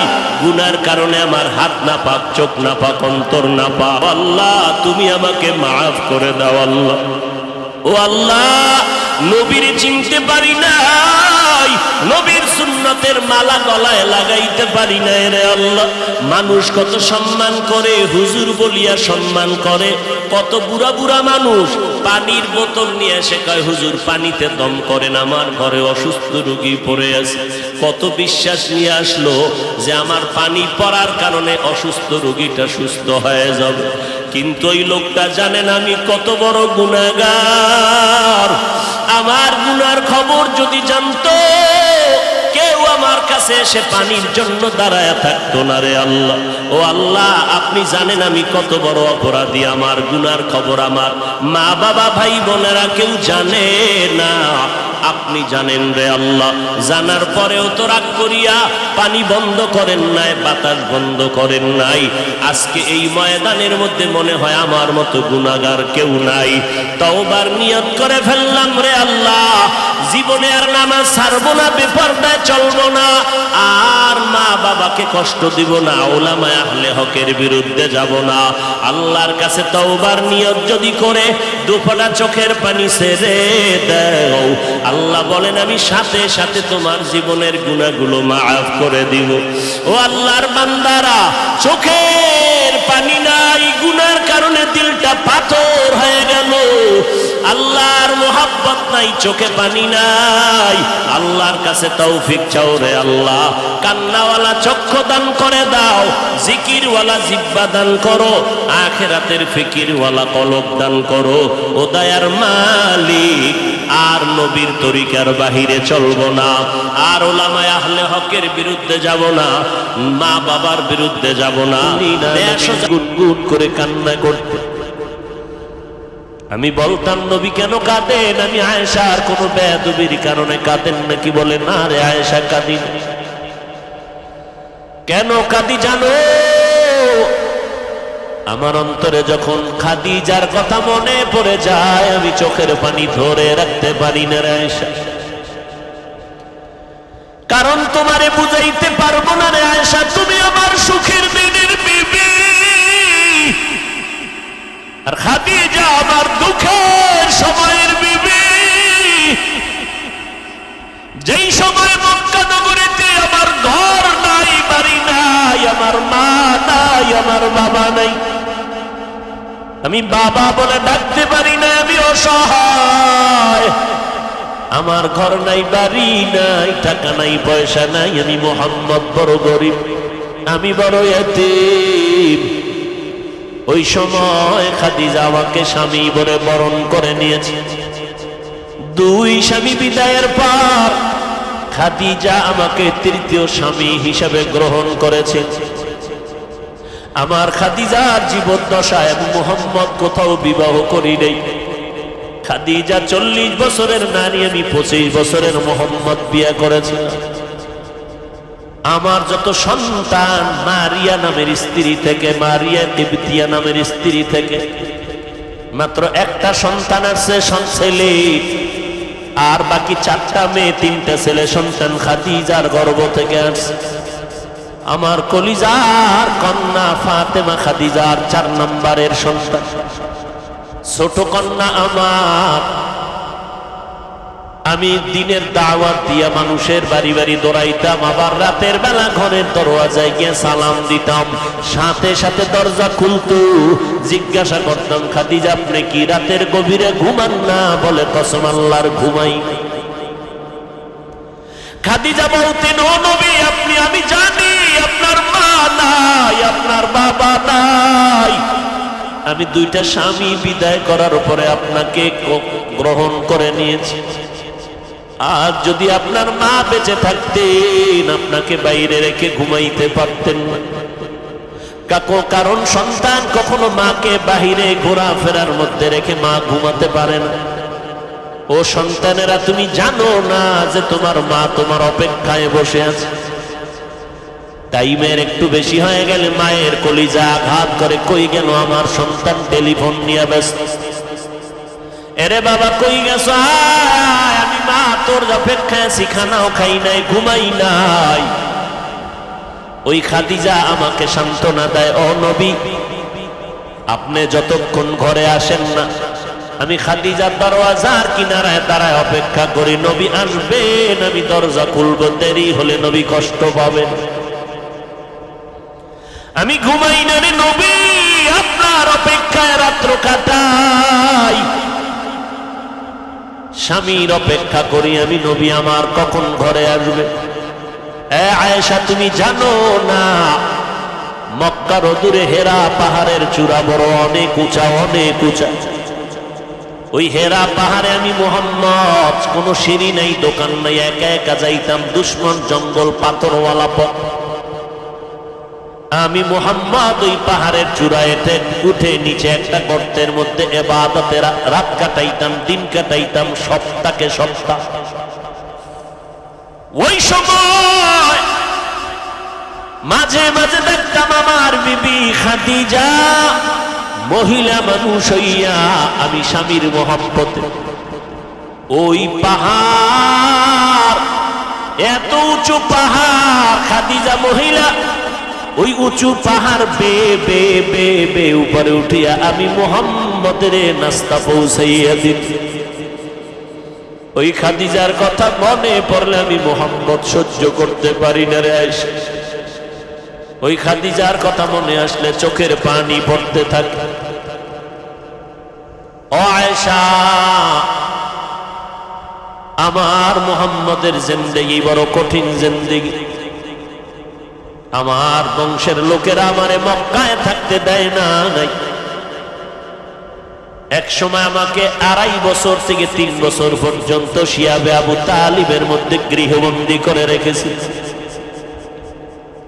আমি মুহাম্মদের পানি দেয় নাই, খানা দেয় নাই, পানির রাস্তা বন্ধ করে দিয়েছি। আমি আখিরি নবী, আমার মা নাই, আমার বাবা নাই, আমি গাছের পাতা চাবাইয়া খেয়ে খেয়ে দিন রাত্র কাটাইছি। ওই সময় খাদিজার মতো ধনী আরবে কেউ নাই, কিন্তু খাদিজা আমার মোহব্বতে আইসা আমার সাথে গাছের পাতা খেয়ে খেয়ে আমার মোহব্বতে রাত দিন কাটাইতে। এই পর্দার আড়ালের আম্মা জান, আপনারা তো খাদিজা না, তবে খাদিজার মতো একজন নারী কই আপনার স্বামীর খেদমত? আপনি জানেন না আপনার স্বামী দিন রাত্র কত কষ্ট করে কামাই করে আপনার ঘরে পৌঁছাইয়া দেয়। আপনার স্বামী কত কষ্ট করে, খানা পায় না, ঘুম নাই। আপনি জানেন না, ঘরের মধ্যে বসে আবদার করলেন আমারে শাড়ি দাও, কাপড় দাও, জামা দাও, এইটা দাও, সেইটা দাও। অনেক স্বামী আছে টাকা না থাকলেও স্ত্রীকে বুঝতে দেয় না, বন্ধু বান্ধবের থেকে ধার কইরা কইরা মনের আশা পুরাইয়া স্ত্রীকে দিতে থাকে। কিন্তু বিবি, তুমি জানো না তোমার স্বামী কেমন দরদি, কেমন কষ্ট করে তোমার মন রক্ষা করে। এরে নবীর আশিক, নবীজির সিরাতুন নবী, নবীর আদর্শ। আম্মা জান আয়েশা রাদিয়াল্লাহু আনহার দরবারে বড় বড় কয়েকজন সাহাবায়ে কেরাম প্রশ্ন করলেন, আম্মা জান আয়েশা, নবীজির আদর্শ সম্পর্কে আমাদের বয়ান করেন। আম্মা জান আয়েশা রাদিয়াল্লাহু আনহা 6 বছরে নবীর সাথে বিয়া, 9 বছরে নবীর ঘরে আসলেন। 18 বছর যখন আম্মা জানের বয়স, তখন আমার নবী বিদায় নিয়ে গেলেন। হিসাবটা বুঝে থাকলে বলেন, নবীর সাথে ঘর করলেন কয় বছর? 10 বছর, মাত্র 9 বছর। এই 9 বছরে আম্মা জান নবীজির বরকত এতটাই পাইলেন, প্রায় 2000-এর উপরে হাদিস আম্মা জান মুখস্থ করে ফেললেন। সাহাবায়ে কেরামদের মধ্যে বড় বড় বড় বড় ইলমওয়ালা যারা, কঠিন কোন সমস্যায় যদি পড়ে যাইতেন, সমাধানের জন্য আম্মা জান আয়েশার দরবারে যাইতেন। আম্মা জান আয়েশা এমন সমাধান দিতেন, সাহাবায়ে কেরামদের মাঝে কোনো বিরোধ আর থাকতো না। আম্মা জান আয়েশা রাদিয়াল্লাহু আনহাকে উল্লেখযোগ্য সাহাবায়ে কেরাম প্রশ্ন করলেন, আম্মা জান নবীর আদর্শের বয়ান করেন। আম্মা জান উল্টো প্রশ্ন করলেন, আফাতাকরাউনাল কুরআন, সাহাবায়ে কেরাম আপনারা কি কোরআন তেলাওয়াত করেন না? ক্বালু বালা, তারা বললেন হ্যাঁ আমরা কোরআন তেলাওয়াত করি। আম্মা জান আয়েশা রাদিয়াল্লাহু আনহা বললেন, কানা খুলুকুহুল কুরআন, কোরআন শরীফ যা মুহাম্মাদের আদর্শই হলো তা। সুবহানাল্লাহর আওয়াজ এত আসতে কেন? মোনাজাতটা দিয়ালাম, কিন্তু হাতটা যদি উপরে ওঠে আর কিন্তু নামবে না। 1 বছরের আগে আর মোলাকাত হবে না। আরো জোরে বলেন সুবহানাল্লাহ।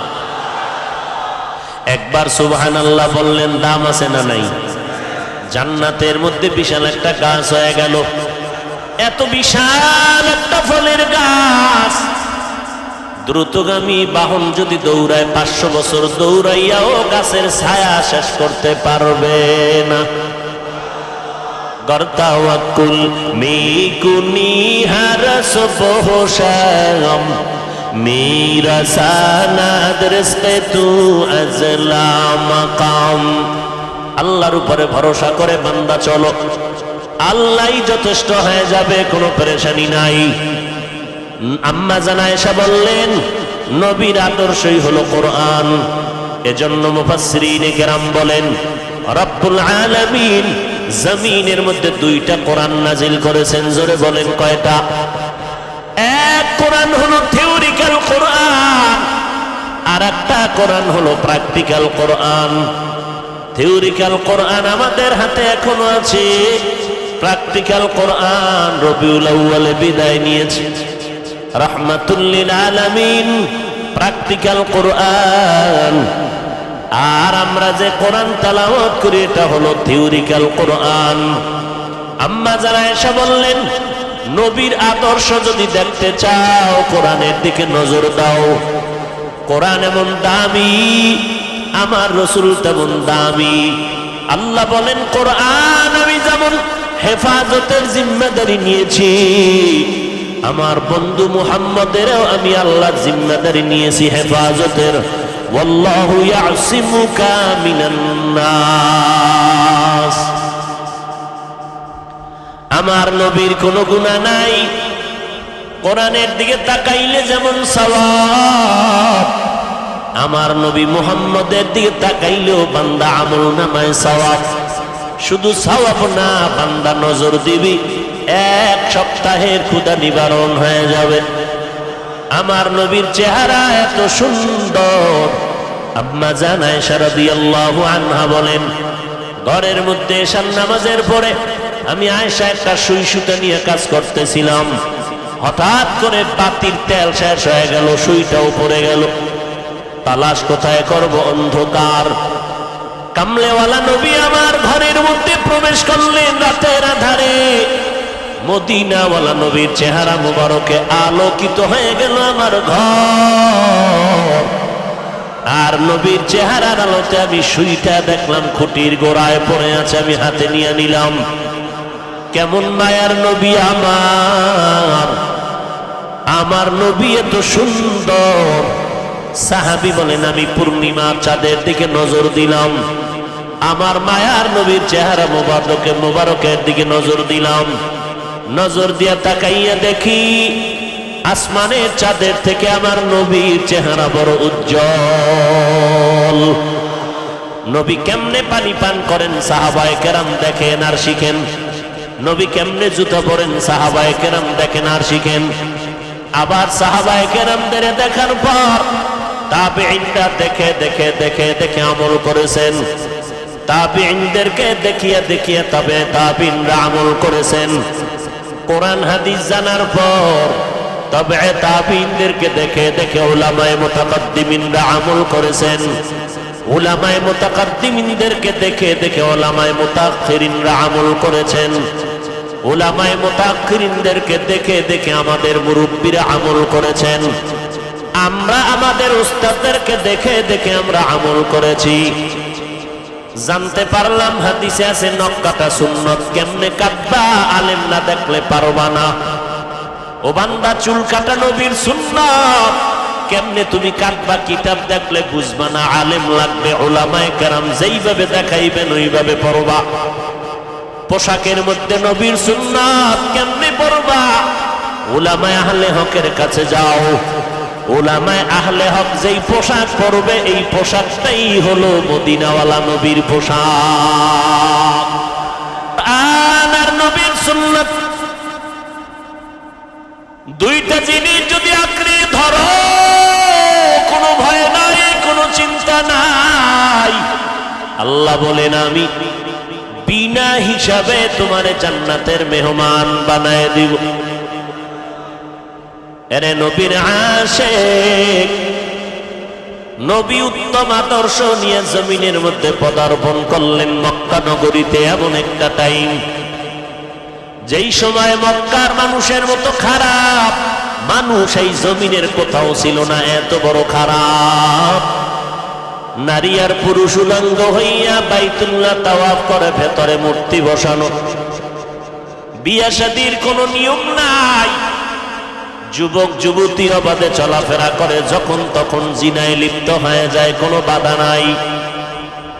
ওই সময়ের মতো খারাপ জমিনের মধ্যে আর কোথাও এত খারাপ মানুষ ছিল না। আল্লাহ বলেন, ওই খারাপ সৃষ্টির নিকৃষ্ট খারাপ মানুষগুলোকে ভালো বানানোর জন্য আমি একজন শ্রেষ্ঠ ডাক্তার বানাইয়া আমার বন্ধুরে মক্কা নগরীতে পাঠায় দিলাম। আমার নবী এমন শ্রেষ্ঠ নবী হইয়া সৃষ্টির শ্রেষ্ঠ ডাক্তার, এমন ঔষধ দিলেন আমার নবী। মক্কার বর্বর জাহেল মূর্খ মানুষ আমার নবীর যখন ঔষধ গ্রহণ করল, তারা এত স্বর্ণের মানুষে পরিণত হয়ে গেল। এখন আর তারা খারাপ নাই। আল্লাহ কয়, নবী আপনার সোহবতে গিয়ে এরা এত ভালো হয়ে গেল, আপনি জানায় দেন আমি দুনিয়াতেই জান্নাতের টিকিট দিয়ে দিলাম।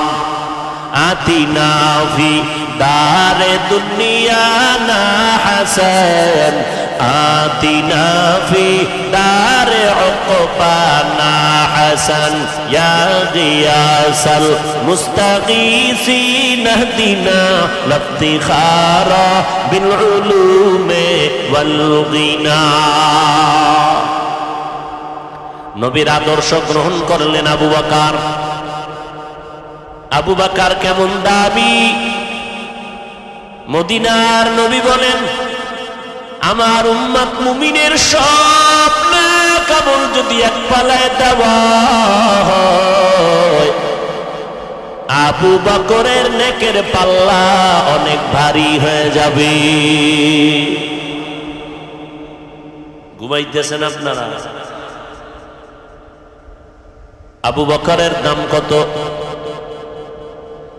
10 জন সাহাবা দুনিয়াতে জান্নাতের সুসংবাদ পেলেন, এর মধ্যে প্রথম সিরিয়ালে আবু বকর। কেমন দামি আবু বকর! নবীজি বললেন, আমি যুদ্ধের ময়দানে যাব, আপনারা দান করেন। দান করলে হায়াত বাড়ে, দান করলে মুসিবত দূর হয়, দান করলে কামাই রুজিতে বরকত হয়, কবরের আযাব মাফ হয়ে যায়। নবীজি যখন বললেন দান করেন, ওমরে ফারুক মনে মনে ভাবতেছেন, আমি এত বেশি আজ দান করব, 1 নাম্বার পুরস্কার আমার নবীর দোয়াটা নিয়ে যাব। ওসমান রাদিয়াল্লাহু আনহু চিন্তা করলেন, আমি আজ এত বেশি দান করব, নবীর থেকে 1 নাম্বারের দোয়াটা নিয়ে নিব। দানের মাল আমার নবীর দরবারে হাজির করলেন। হযরত আলীকে নবী বললেন, কি দিলেন? নবী, এই পরিমাণ দান করলাম। ওসমান, কি দিলেন? এই পরিমাণ দিলাম। ওমর, কি দিলেন? এই পরিমাণ, অর্ধেক দিয়ে দিলাম, আর অর্ধেক আমি রেখে দিলাম। সর্বশেষ আমার নবী আবু বকরকে জিজ্ঞাসা করলেন, আবু বকর, কি দান করেছেন বলেন? আবু বকর চোখের পানি ছেড়ে বলেন, পয়গম্বর, আমার কাছে তেমন কোনো সম্পদ নাই, তবে যা আছে ঘরের মধ্যে ঝাড়ু দিয়া দিয়া সব আমি পয়গম্বরের খেদমতে হাজির করলাম। এখন আমি আবু বকরের আমার আল্লাহ আর নবী ছাড়া কিছুই নাই। ওমরের মাথা নত হয়ে গেল, 1 নাম্বার হতে পারলাম না। কারণ বেশি দান করা 1 নাম্বার না, অন্তরের কোরবানি দেওয়াটাই বড় 1 নাম্বার। সব দিয়ে দিলেন, সব দিয়ে দিলেন, যা আছে তাই দিয়ে দিলেন। নবী আশ্চর্য হয়ে গেলেন, এত ত্যাগ আপনি স্বীকার করলেন হে আবু বকর? চুপ হয়ে গেল মজলিস। হঠাৎ করে জিবরাইল আমিন এসে হাজির হয়ে গেলেন। ও নবী, আল্লাহর সালাম। আজ আপনাকে আল্লাহ সালাম দিয়েছেন, প্রতিদিন দেন, আজকে আরো দিয়েছেন। তবে প্রতিদিন আমি জিবরাইল আপনার সামনে আসি আল্লাহর সালাম নিয়া। আজ আল্লাহ তো আপনাকে সালাম দিয়েছেন ঠিকই, তবে আলাদা করে স্পেশাল করে আমার আল্লাহ আজকে আবু বকরকে সালাম পাঠিয়েছে। আর আল্লাহ জানতে চেয়েছেন আবু বকরের অন্তরের কি হালত। নবী বললেন, আবু বকর, আপনার কপাল ভালো, আজ আল্লাহ আপনাকে সালাম পাঠিয়েছেন। আর আমার আল্লাহ জানতে চেয়েছেন আপনার মনের কি হালত। আবু বকর হাউমাউ করে কান্না শুরু করলেন। নবীজি বললেন, জবাব না দিয়া কেন কাঁদেন? আবু বকর কান্না করে বলে, নবী, কে চিনত আমি আবু বকরকে? আমি ছিলাম মক্কার নগরীতে এক জাহান্নামের আসামি। আমার মতো অপরাধী কেউ ছিল না রে নবী। আজ আমি আপনার দরবারে আসার পর, আপনার সোহবতে আসার পর আজ আল্লাহ আমাকে সালাম দিয়েছেন। আমি কেমনে বুঝাই আমার মনের কি হালত রে নবী? আজ আমার মতো ধন্য কেউ নাই। আমার নবীর আদর্শ পেয়ে আবু বকর এত দামি হয়ে গেল, জীবন দেওয়ার জন্য তৈয়ার। আমার নবী মক্কা থেকে মদিনায় কাফের দুশমনের অত্যাচারে হিজরতের জন্য রেডি হয়ে গেলেন। নবী একদিন আবু বকরকে কানে কানে আওয়াজ দিয়ে বলেছিলেন, আবু বকর আপনি আমার সাথে হিজরতের সঙ্গী হয়ে যাবেন। আল্লাহর নবী রাতের বেলা হিজরতের রাত ঘর থেকে যখন বের হবেন, চতুর্দিকে দুশমন। কারণ আমার নবীর জমিনের মধ্যে এক ছায়া ছিল, মা খাদিজা রাদিয়াল্লাহু আনহা। যেই খাদিজার কথা নবী ভুলতে পারেন না। আম্মা জান আয়েশা বলেন, আমি দেখতাম আমার রুমের মধ্যে বসে মাঝে মাঝে রহমাতুল্লিল আলামিন গুনগুন করে কান্না করতেন। আমি বলতাম, নবী কেন কাঁদেন? আমি আয়েশার কোনো বেয়াদবির কারণে কাঁদেন নাকি? বলে, না রে আয়েশা, কাঁদি না। কেন কাঁদি জানো?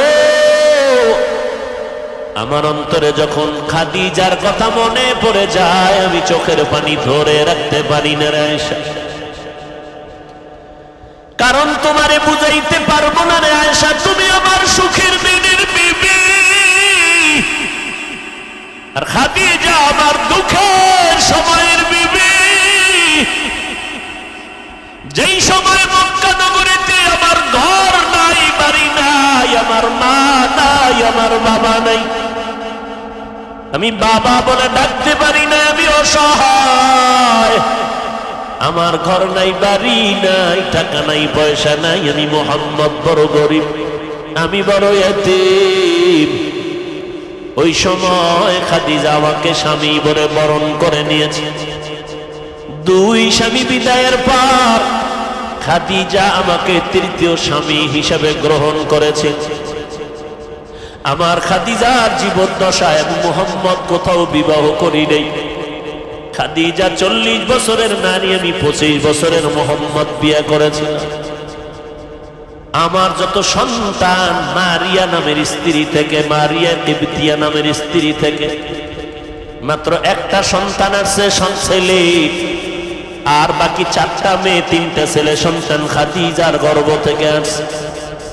আমার কলিজার কন্যা ফাতেমা খাদিজার 4 নম্বরের সন্তান, ছোট কন্যা আমার। আমি দিনের দাওয়াত দিয়া মানুষের বাড়ি বাড়ি দৌড়াইতাম, আবার রাতের বেলা ঘরের দরওয়াজায় গিয়ে সালাম দিতাম, সাথে সাথে দরজা খুলতো। জিজ্ঞাসা করতাম, খাদিজা আপনি কি রাতের গভীরে ঘুমান না? বলে, কসম আল্লাহর ঘুমাই। খাদিজা বলতেন, ও নবী আপনি, আমি জানি আপনার মা নাই, আপনার বাবা নাই, আমি 2টা স্বামী বিদায় করার উপরে আপনাকে গ্রহণ করে নিয়েছি। আর যদি আপনার মা বেঁচে থাকতেন, আপনাকে বাইরে রেখে ঘুমাইতে পারতেন না।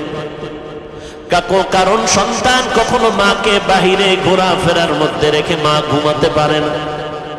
ও সন্তানেরা, তুমি জানো না যে তোমার মা তোমার অপেক্ষায় বসে আছে? টাইমের একটু বেশি হয়ে গেলে মায়ের কলিজা আঘাত করে, কই গেল আমার সন্তান? টেলিফোন নিয়ে ব্যস্ত। এরে বাবা কই গেছ?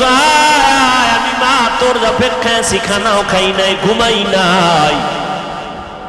ওই খাদিজা আমাকে সান্ত্বনা দেয়, ও নবী আপনি যতক্ষণ ঘরে আসেন না, আমি খাদিজার দরওয়াজার কিনারায় দাঁড়ায় অপেক্ষা করি। নবী আসবেন, আমি দরজা খুলব, দেরি হলে নবী কষ্ট পাবেন। আমি ঘুমাই না রে নবী, আপনার অপেক্ষায় রাত্র কাটাই, স্বামীর অপেক্ষা করি আমি। নবী আমার কখন ঘরে আসবে? আয়েশা তুমি জানো না, মক্কার দূরে হেরা পাহাড়ের চূড়া বড় অনেক উঁচা, অনেক উঁচা। ওই হেরা পাহাড়ে আমি মুহাম্মদ, কোনো সিঁড়ি নাই, দোকান নাই, একা একা যাইতাম। দুশমন জঙ্গল, পাথরওয়ালা পথ। আমি মুহাম্মদ ওই পাহাড়ের চূড়ায় উঠে নিচে একটা গর্তের মধ্যে ইবাদতে রাত কাটাইতাম, দিন কাটাইতাম, সপ্তাহে সপ্তাহ। ওই সময় মাঝে মাঝে দেখতাম আমার বিবি খাদিজা মহিলা মানুষ হইয়া আমি স্বামীর মহব্বতে ওই পাহাড়, এত উঁচু পাহাড়, খাদিজা মহিলা ওই উঁচু পাহাড় বেয়ে বেয়ে বেয়ে বেয়ে উপরে উঠিয়া আমি মুহাম্মদের নাস্তা পৌঁছাইয়া দিত। ওই খাদিজার কথা মনে পড়লে আমি মুহাম্মদ সহ্য করতে পারি না রে আয়েশা। ওই খাদিজার কথা মনে আসলে চোখের পানি পড়তে থাকে। ও আয়েশা, আমার মুহাম্মদের জিন্দেগি বড় কঠিন জিন্দেগি। আমার বংশের লোকেরা আমারে মক্কায় থাকতে দেয় না নাই। এক সময় আমাকে 2.5 বছর থেকে 3 বছর পর্যন্ত শিয়াবে আবু তালিবের মধ্যে গৃহবন্দী করে রেখেছি। আমি মুহাম্মদের পানি দেয় নাই, খানা দেয় নাই, পানির রাস্তা বন্ধ করে দিয়েছি। আমি আখিরি নবী, আমার মা নাই, আমার বাবা নাই, আমি গাছের পাতা চাবাইয়া খেয়ে খেয়ে দিন রাত্র কাটাইছি। ওই সময় খাদিজার মতো ধনী আরবে কেউ নাই, কিন্তু খাদিজা আমার মোহব্বতে আইসা আমার সাথে গাছের পাতা খেয়ে খেয়ে আমার মোহব্বতে রাত দিন কাটাইতে। এই পর্দার আড়ালের আম্মা জান, আপনারা তো খাদিজা না, তবে খাদিজার মতো একজন নারী কই আপনার স্বামীর খেদমত? আপনি জানেন না আপনার স্বামী দিন রাত্র কত কষ্ট করে কামাই করে আপনার ঘরে পৌঁছাইয়া দেয়। আপনার স্বামী কত কষ্ট করে, খানা পায় না, ঘুম নাই। আপনি জানেন না ঘরের মধ্যে বসে আবদার করলেন আমারে শাড়ি দাও, কাপড় দাও, জামা দাও, এইটা দাও, সেইটা দাও। অনেক স্বামী আছে টাকা না থাকলেও স্ত্রীকে বুঝতে দেয় না, বন্ধু বান্ধবের থেকে ধার করে করে মনের আশা পুরাইয়া স্ত্রীকে দিতে থাকে। কিন্তু বিবি তুমি জানো না তোমার স্বামী কেমন দরদি, কেমন কষ্ট করে তোমার মন রক্ষা করে। ও আম্মা জান, তোমার তো দরকার ছিল 5 ওয়াক্ত নামাজ পড়ে স্বামীর জন্য দোয়া করা। হে মালিক, তুমি স্বামীকে হেফাজত করো। স্বামী রাস্তায় চলে দিন রাত্র 24 ঘন্টা কামাই রুজি করার জন্য, আমাদের মুখে হাসি ফুটানোর জন্য। আমার স্বামী ঠিক মতো খাইতেও পারে না, গোসল করতে পারে না। তুমি আমার স্বামীরে হেফাজত করিও, স্বামীরে তুমি হালাল বরকতি রিজিক দান করিও। দেখতারে মা, তোমার ঘরটা বেহেশতের বাগান হয়ে যাইত। ও স্বামীর খেদমত করনেওয়ালা নারীরা, আজকে যদি মনে করতা স্বামীর কামাই রুজি এটা স্বামীর একার না, এটা তোমার। স্বামী যদি মরে যায় সব তোমার থেকে যাবে রে মা। এই চিন্তা যদি ঘরের নারীরা করত, তাহলে স্বামীর মাল কাও স্বামীকে না জানাইয়া বন্ধু বান্ধবের পাল্লায় পরে খরচ করত না। কত আম্মা জানেরা স্বামীর টাকা পয়সা অন্য বন্ধু বান্ধবের দিয়া দেয়, স্বামী জানেও না, চুরি কইরা কইরা স্বামীরে ফকির বানাইয়া দেয়। এক সময় দেখা যায় ওই মহিলা ফকির হইয়া রাস্তায় ঘুরে। এরে আম্মা জান, আপনাদের এত সম্মান, আপনারা নবীদের মা, আলেমদের মা, হাফেজ কোরআনের মা, আউলিয়ায়ে কেরামের মা, সাহাবায়ে কেরামের মা, আপনাদের এত সম্মান। আমরা আল্লাহকে রাজি করার, নবীর মোহাব্বত নিয়ে সওয়াব বেশি কামাই করতে হলে কষ্ট আর কষ্ট, কষ্ট আর কষ্ট। রৌদ্র নাই, বৃষ্টি নাই, মসজিদে যাও নামাজ পড়তে, জুমায় যাও, জানাজায় যাও, জিহাদের ময়দানে যাও। শাহাদাতের মর্যাদা যদি পেতে চাও, আম্মা জান, আপনার জানাজায় যাওয়া লাগবে না, জুমার মসজিদে যাওয়া লাগবে না, জিহাদে যাওয়া লাগবে না। মদিনার নবী বলেন, ঘরের মধ্যে থাইকা মা তুমি নামাজ পড়ো, স্বামীর মাল হেফাজত করো, সন্তানগুলো তুমি নেক আমলওয়ালা আদর্শওয়ালা বানাইয়া যাও, ওই পুরুষেরা বাইরে গিয়া যত সওয়াব পাবে, আম্মা জান ঘরের মধ্যে থেকে আল্লাহ তোমাকে সেই সওয়াব দিয়া দিবে।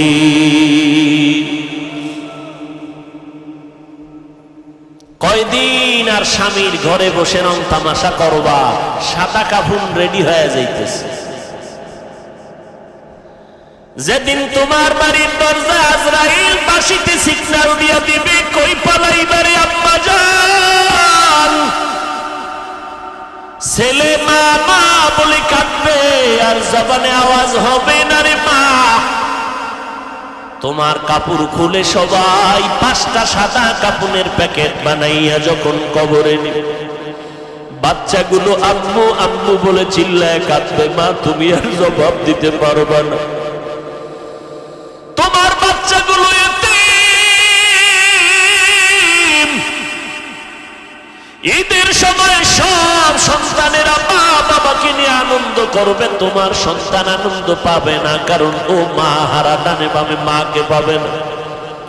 যার মা নাই, যার বাবা নাই, তাকে জিজ্ঞেস করিয়া দেখো মা কত বড় সম্পদ, বাবা কত বড় সম্পদ। যার বাবা নাই তাকে জিজ্ঞাসা করো, বাবা বিছানায় পড়ে আছে, কোথাও যাইতে পারে না, এরপরেও সন্তানের একটা শক্তি মনে করে দুনিয়াতে একটা ঢাল আমার এখনো আছে। যার বাবা নাই মনে হয় যেন অসহায় হয়ে গেল। যার মা নাই ঘরের দিকে তাকাইয়া চোখের পানি ফেলে আর কান্না করে। এই সন্তানেরা, ওই মা বাবারে যারা পাইয়াও এখনো সম্মান করো না, মা বাবার দোয়া নিতে পারো না, এখনো পারো না, কপাল মন্দ তোমার রে বাবা। এখনো সময় আছে, যদি মা বেঁচে থাকে ঘরে যাইয়া মাকে সালাম দিও আর বলে এসো মা, মাথায় হাত দিয়ে একটু দোয়া করে দাও। আমার মতো গুনাহগার হতভাগা কেউ নাই, না জানি আমি কবে মরে যাব, জাহান্নামী হয়ে যাব। ও মা তুমি একটু দোয়া করে দাও, কত বেয়াদবি করছি, কত কথা অমান্য করে তোমারে কাঁদাইছি। আমার কথায় মাঝে মাঝে দেখছি মা তুমি কষ্ট পাইয়া কান্না করেছো, মা তুমি আমারে মাফ করে দাও, আর কোনোদিন তোমারে কষ্ট দিব না রে মা। ওই মা যদি মাথায় হাত দিয়ে দোয়া করে দেয়, আরশে আজিমে কবুল হয়ে যাবে। অযুবকেরা কয়দিন আর যৌবনের বাহাদুরি করবারে বাবা।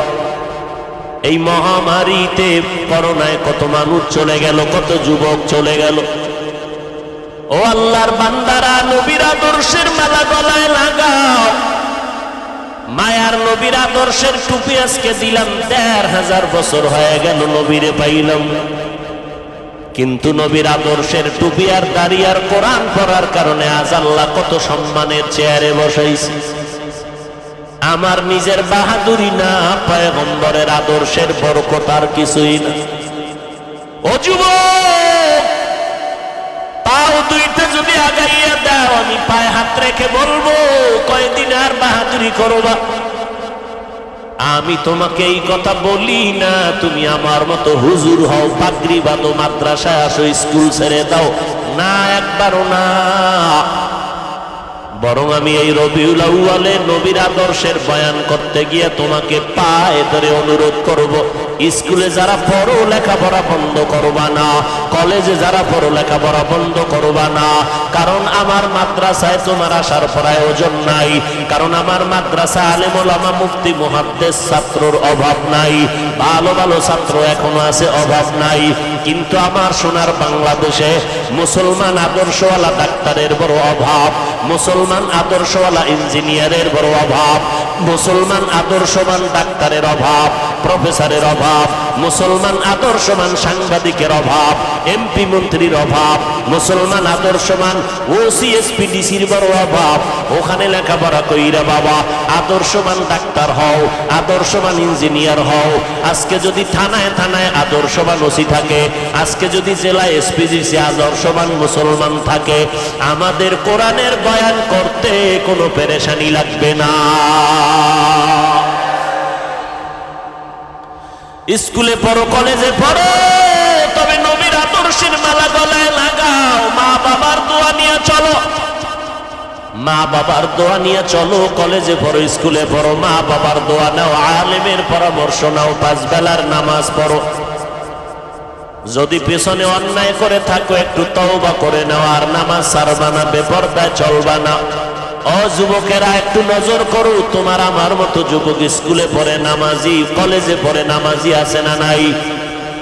মনটাকে প্রশ্ন করো, তুমি কেন পারবা না রে বাবা? তোমার আমার মতো বান্দারে আবার আর্মি, পুলিশ, বিডিআরের চাকরি করে নামাজি দাড়িওয়ালার অভাব নাই, তুমি কেন পারবা না? তোমার আমার মতো সন্তান গাড়ি চালায়, ড্রাইভারি করে নামাজি পর্দাওয়ালার অভাব নাই, তুমি কেন পারবা না? ব্যবসা করে হালাল খায় হারাম খায় না, অভাব নাই, তুমি কেন পারবা না? কৃষি কাজ করে নদীতে মাছ ধরে নামাজি যুবকের অভাব নাই, শ্রমিকের কাজ করে যুবক 5 বেলার নামাজি অভাব নাই, কেন পারবা না রে বাবা? আজকে তুমি টুপি পরো না, নামাজ পড়ো না, পায়ে দরিয়া দরিয়া বলার পরেও তুমি দাঁড়িয়ে রাখতে চাও না। ও বাবারে, আজকে আমিও যদি তোমার মতো স্বাধীনতা পাইবা, যদি প্যান্ট শার্ট টাই লাগাইয়া সমাজে মাস্তানি করতাম, কেউ বাধা দিত না। আজকে টুপি মাথায় দেওয়ার পরও মাথা গরম লাগে, এরপরও কেন টুপিটা ফালাই না জানো নি রে বাবা? দাড়িটা লম্বা করার কারণে যৌবনের ভাবটা চলে যায়, এরপরও কেন দাড়ি কামাই না? লম্বা জামা পরার কারণে শরীর গরম লাগে, এরপরও কেন ফালাই না? কত মানুষ কওমি মাদ্রাসায় পড়ার কারণে গালি দেয়, বাজে কথা বলে, এরপরও কেন এই রাস্তা থেকে পেছনে যাই না? একটাই মাত্র কারণ, আল্লাহর কোরআন পড়ে দেখলাম, নবীর হাদিস পড়ে দেখলাম, একটা কথাও ভেতরে মিথ্যা নাই। কত বড় বড় বেঈমানেরা কোরআনের ভুল বের করতে গিয়া কালেমা পড়ে মুসলমান হয়ে গেল। লক্ষ লক্ষ নবীরা মিথ্যা কথা বলেন নাই, লক্ষ লক্ষ সাহাবায়ে কেরাম মিথ্যা কথা বলেন নাই, লক্ষ লক্ষ তাবিঈন, তবে তাবিঈনরা মিথ্যা কথা বলেন নাই, কোটি কোটি আলেম ওলামারা মিথ্যা কথা বলতে পারেন না। অতএব নবীর কথা সত্য, কোরআনের কথা সত্য। কারা দুনিয়াতে গুনার কারণে কি শাস্তি হবে, জান্নাতের বয়ান কোরআনে আছে, হাদিসে আছে, জাহান্নামের বয়ান আছে। জান্নাতে কারা যাবে, জাহান্নামে কারা যাবে, আল্লাহ তাও বলেছেন। গুনাহ যারা করবে তাদের জন্য জাহান্নাম, নেক আমল যারা করবে তাদের জন্য জান্নাত। ইন্নাল আবরারা লাফি নাঈম ওয়া ইন্নাল ফুজ্জারা লাফি জাহিম। নেক আমলওয়ালারা জান্নাতে যাবে, গুনাহ যারা করবে তারা জাহান্নামে যাবে। গালি দেওয়া গুনার কাজ, মিথ্যা বলা গুনার কাজ, সুদ খাওয়া গুনার কাজ, অন্যের হক নষ্ট করা গুনাহের কাজ, অন্যের ইজ্জতের উপর আক্রমণ করা গুনাহের কাজ, মানুষের সম্পদ চুরি করা গুনাহের কাজ, ডাকাতি করা গুনাহের কাজ, মা বাবার সাথে বেয়াদবি গুনাহের কাজ, আলেম ওলামা মুরব্বীদের সাথে বেয়াদবি করা গুনাহের কাজ। এই রকম গুনাহ করে করে যারা কবরের দিকে রওনা হবে, আল্লাহ কয় আমি একটা ডাক দিলাম তওবার জন্য, তওবা করো, আমি মুহূর্তের মধ্যে তোমার জীবনের সব গুনাহ তওবার বিনিময়ে মাফ করে দিব। ও আল্লাহর বান্দারা, আজকে আমি বক্তা হইয়া চেয়ারে বসছি, তোমরা শ্রোতা হইয়া মাঠে বয়ান শুনো। কিন্তু জানোনি, আজকে তুমি ডাক্তার হইয়া চেম্বার করো, আমি রুগী হইয়া তোমার কাছে 500 টাকা 1000 টাকা ভিজিট দিয়া চিকিৎসা নেই। কিন্তু জানোনি রে বাবা, তোমার চেয়ার আর আমার চেয়ারের দাম কত? যেদিন আজরাইল আইসা ডাক দিবে, ওই দিন কিন্তু দেখা যাবে আমার চেয়ারের কোনো দাম নাই, তোমার চেয়ারের কোনো দাম নাই। আমি বক্তা, তুমি শ্রোতা, সবার মরণকালে 3টা সাদা কাফন, কারো জন্য আলাদা কিছু ব্যবস্থা করা হবে না। কবরের সাইজও হবে এক, সাদা কাফনের প্যাকেট বানাইয়া ওই কবরের মধ্যে রেখে যখন পারাইয়া মাটি দিয়া বাঁশ বাগানে রেখে সব যখন বিদায় হয়ে যাবে, ও বাবা, কে পীর, কে বক্তা, কে শ্রোতা, কে আলেম, কে মূর্খ, কে ধনী, কে গরিব, কোনো ভেদাভেদ নাই। সাদা কাফনের প্যাকেটে পেঁচাইয়া কবরে রাখার পর সবাই যখন বিদায় নিবে, ওই কবরে 2 জন ফেরেশতা প্রশ্ন করবে 3টা। আমাকেও যেই প্রশ্ন, আপনাদেরও সেই প্রশ্ন করবে। রবের পরিচয় দাও, ধর্মের পরিচয় দাও, রাহমাতুল লিল আলামিনের পরিচয় দাও। এই 3টা প্রশ্নের জবাব যারা দিতে পারবে, পয়গম্বর বলেন, ও উম্মতেরা, তাদের জন্য কবর হবে জান্নাতের বাগান। আল্লাহ ডেকে বলবেন, ও কবরের ফেরেশতা, ওই বান্দার জন্য জান্নাতের দরজা খুলে দাও। জান্নাতের বিছানাটা দাও, জাহান্নামের দরজা বন্ধ করে দাও। আমার বান্দার 3.5 হাত কবরটা বড় বালাখানা বানাইয়া দাও। আমার বান্দা এখন জান্নাতের হাওয়া বাতাসে নাজ নেয়ামতের ঘেরান নিয়া জান্নাতের বিছানায় ঘুমাবে, কিয়ামত পর্যন্ত বান্দা আরাম করবে। আল্লাহর নবী বলেন, উম্মতের দল যারা গুনাহগার হইয়া কবরে যাবে, রবের গোলামি করবে না, আল্লাহর কবরে যাওয়ার পরে বান্দা একটা প্রশ্নের জবাব দিতে পারবে না। সুন্নতের আমল করে নাই, আলেম ওলামারা বয়ান করে পায়ে ধরে নামাজের দাওয়াত দিত, নামাজ পড়ে নাই। আল্লাহর নবী বলেন, কবরে যাওয়ার পর একটা প্রশ্নের জবাব তারা দিতে পারবে না। আল্লাহ তাআলা রাগান্বিত হইয়া কুদরতের আওয়াজ দিয়া বলবেন, ও কবরের ফেরেশতা, এই বেঈমান আর নাফরমানের কোনো সময় সুযোগ দিও না। আমি দুনিয়াতে কম সুযোগ দেই নাই, দুনিয়াতে আমার দেওয়া সূর্যের আলো, চাঁদের আলো, পানি বাতাস ভোগ করিয়া, আমার দেওয়া নদীর মাছ খাইলো, গাছের ফল খাইলো, জমিনের ফসল খাইয়া এত বড় নিমক হারাম একবারও আলহামদুলিল্লাহ বলে শুকর আদায় করে নাই। ওলামায়ে কেরাম দাওয়াত দিত, পায়ে ধরে ধরে নামাজের বয়ান করত, নামাজ পড়ে নাই। এখন আর সময় দিও না, এই গুনাহগারের কবরে জাহান্নামের আগুনের বিছানাটা দিয়ে দাও, জাহান্নামের সাথে রাস্তা বানাইয়া দাও। ওই অন্ধকার কবরে জাহান্নামের আগুন একটা না, দুইটা না, 99টার সাপ কবরের মধ্যে এসে পড়ে যাবে রে বাবা। ও যুবকেরা, একটা বেতের বাড়ি সহ্য করতে পারো না, একটা মশার কামড় সহ্য করতে পারো না। একটু চিন্তা করো, গুনাহগার হইয়া যদি কবরে যাও, ওই কবরে কেমনে মাটির চাপ সহ্য করবা? আল্লাহ বলবেন, এরে কবরের মাটি, এই নাফরমানকে জোরে জোরে দুই পার্শ্বের থেকে জোরে জোরে চাপ দাও। এত জোরে চাপ দিবে পাজরের হাড়গুলো চুরমার হয়ে যাবে। এত জোরে ওই কবরের গুনাহগারেরা চিল্লাইতে থাকবে। কুকুর, ভেড়া, বকরি, গরু, সকল পশু পাখিরা কবরের আওয়াজ শুনবে, কবরের হালাত দেখবে। মানুষ আর জিনেরা কবরের অবস্থা দেখবে না। এরে নবীর উম্মতের দল, কবরের আযাব বিশ্বাস করো না রে ভাই। কত কবরে আগুন দেখা যায়, কত কবরে ধোঁয়া দেখা যায়, আবার কত কবরের লাশ তাজা পাওয়া যায়। যত কবরের লাশ তাজা পাওয়া গেল সব নামাজীদের কবর, আর যত কবরের লাশ তাজা নাই, কবরে আগুন দেখা গেল, ধোঁয়া দেখা গেল, সব হলো বেনামাজি বেয়াদবদের কবর। ও আল্লাহর বান্দারা, ওই মরণের আগে আল্লাহর কাছে তওবা করে নাও। পিছনে শয়তানের ধোকায় পড়ে অন্যায় করেছি, আমার অন্যায়ের কারণে, গুনাহের কারণে। আমার হাত না পাক, চোখ না পাক, অন্তর না পাক, আমার জিহ্বা না পাক। ও আল্লাহ, আমার অন্যায়ের খবর আমার মা বাবা ভাই বোন কেউ জানে না রে আল্লাহ, আপনি জানেন। আল্লাহ বলে, আমি জানার পর রাগ করে পানিও বন্ধ করি নাই, বাতাস খানা বন্ধ করি নাই। এখনো যদি তওবা করতে পারো, আমি তোর জীবনের সব গুনাহগুলো মাফ করে দিব। এর এলাকার মুসলমান আল্লাহর দরবারে অন্তর দিয়ে আল্লাহকে ডাকেন আর মনে মনে বলেন, হে আল্লাহ, এই ময়দানে আমার মতো গুনাহগার কেউ নাই। সাহাবায়ে কেরামরা জান্নাতের টিকিট পাইয়াও যদি কান্না করেন কবরের ভয়ে, আমার তো কোনো উপায় নাই। ওই অন্ধকার কবরে আমি একা একা কেমন করে থাকবো? যেই কবরে মাটি আর মাটি, কোনো বাতি নাই, অন্ধকার। ও আল্লাহ, গুনাহ নিয়ে কবরে যাব না। আজকে যদি আমাকে ছোট একটা রুমে আটকাইয়া, ভেতরে আটকাইয়া, বাহির দিয়ে তালা দিয়া কয় রাতের বেলা ঘুমা, আমি দরজা ভেঙ্গে ফেলবো আর চিল্লাবো, একা এই ছোট রুমে আমি ভয় পাই, ঘুমাইতে পারবো না। ও যুবকেরা, চিন্তা করো, ওই অন্ধকার কবর আরো কঠিন অন্ধকার হয়ে যাবে। কেমনে তুমি কবরে থাকবা? যদি গুনাহগার হয়ে যাও তো কবরে উপায় নাই। আল্লাহর কাছে তওবা করে নাও।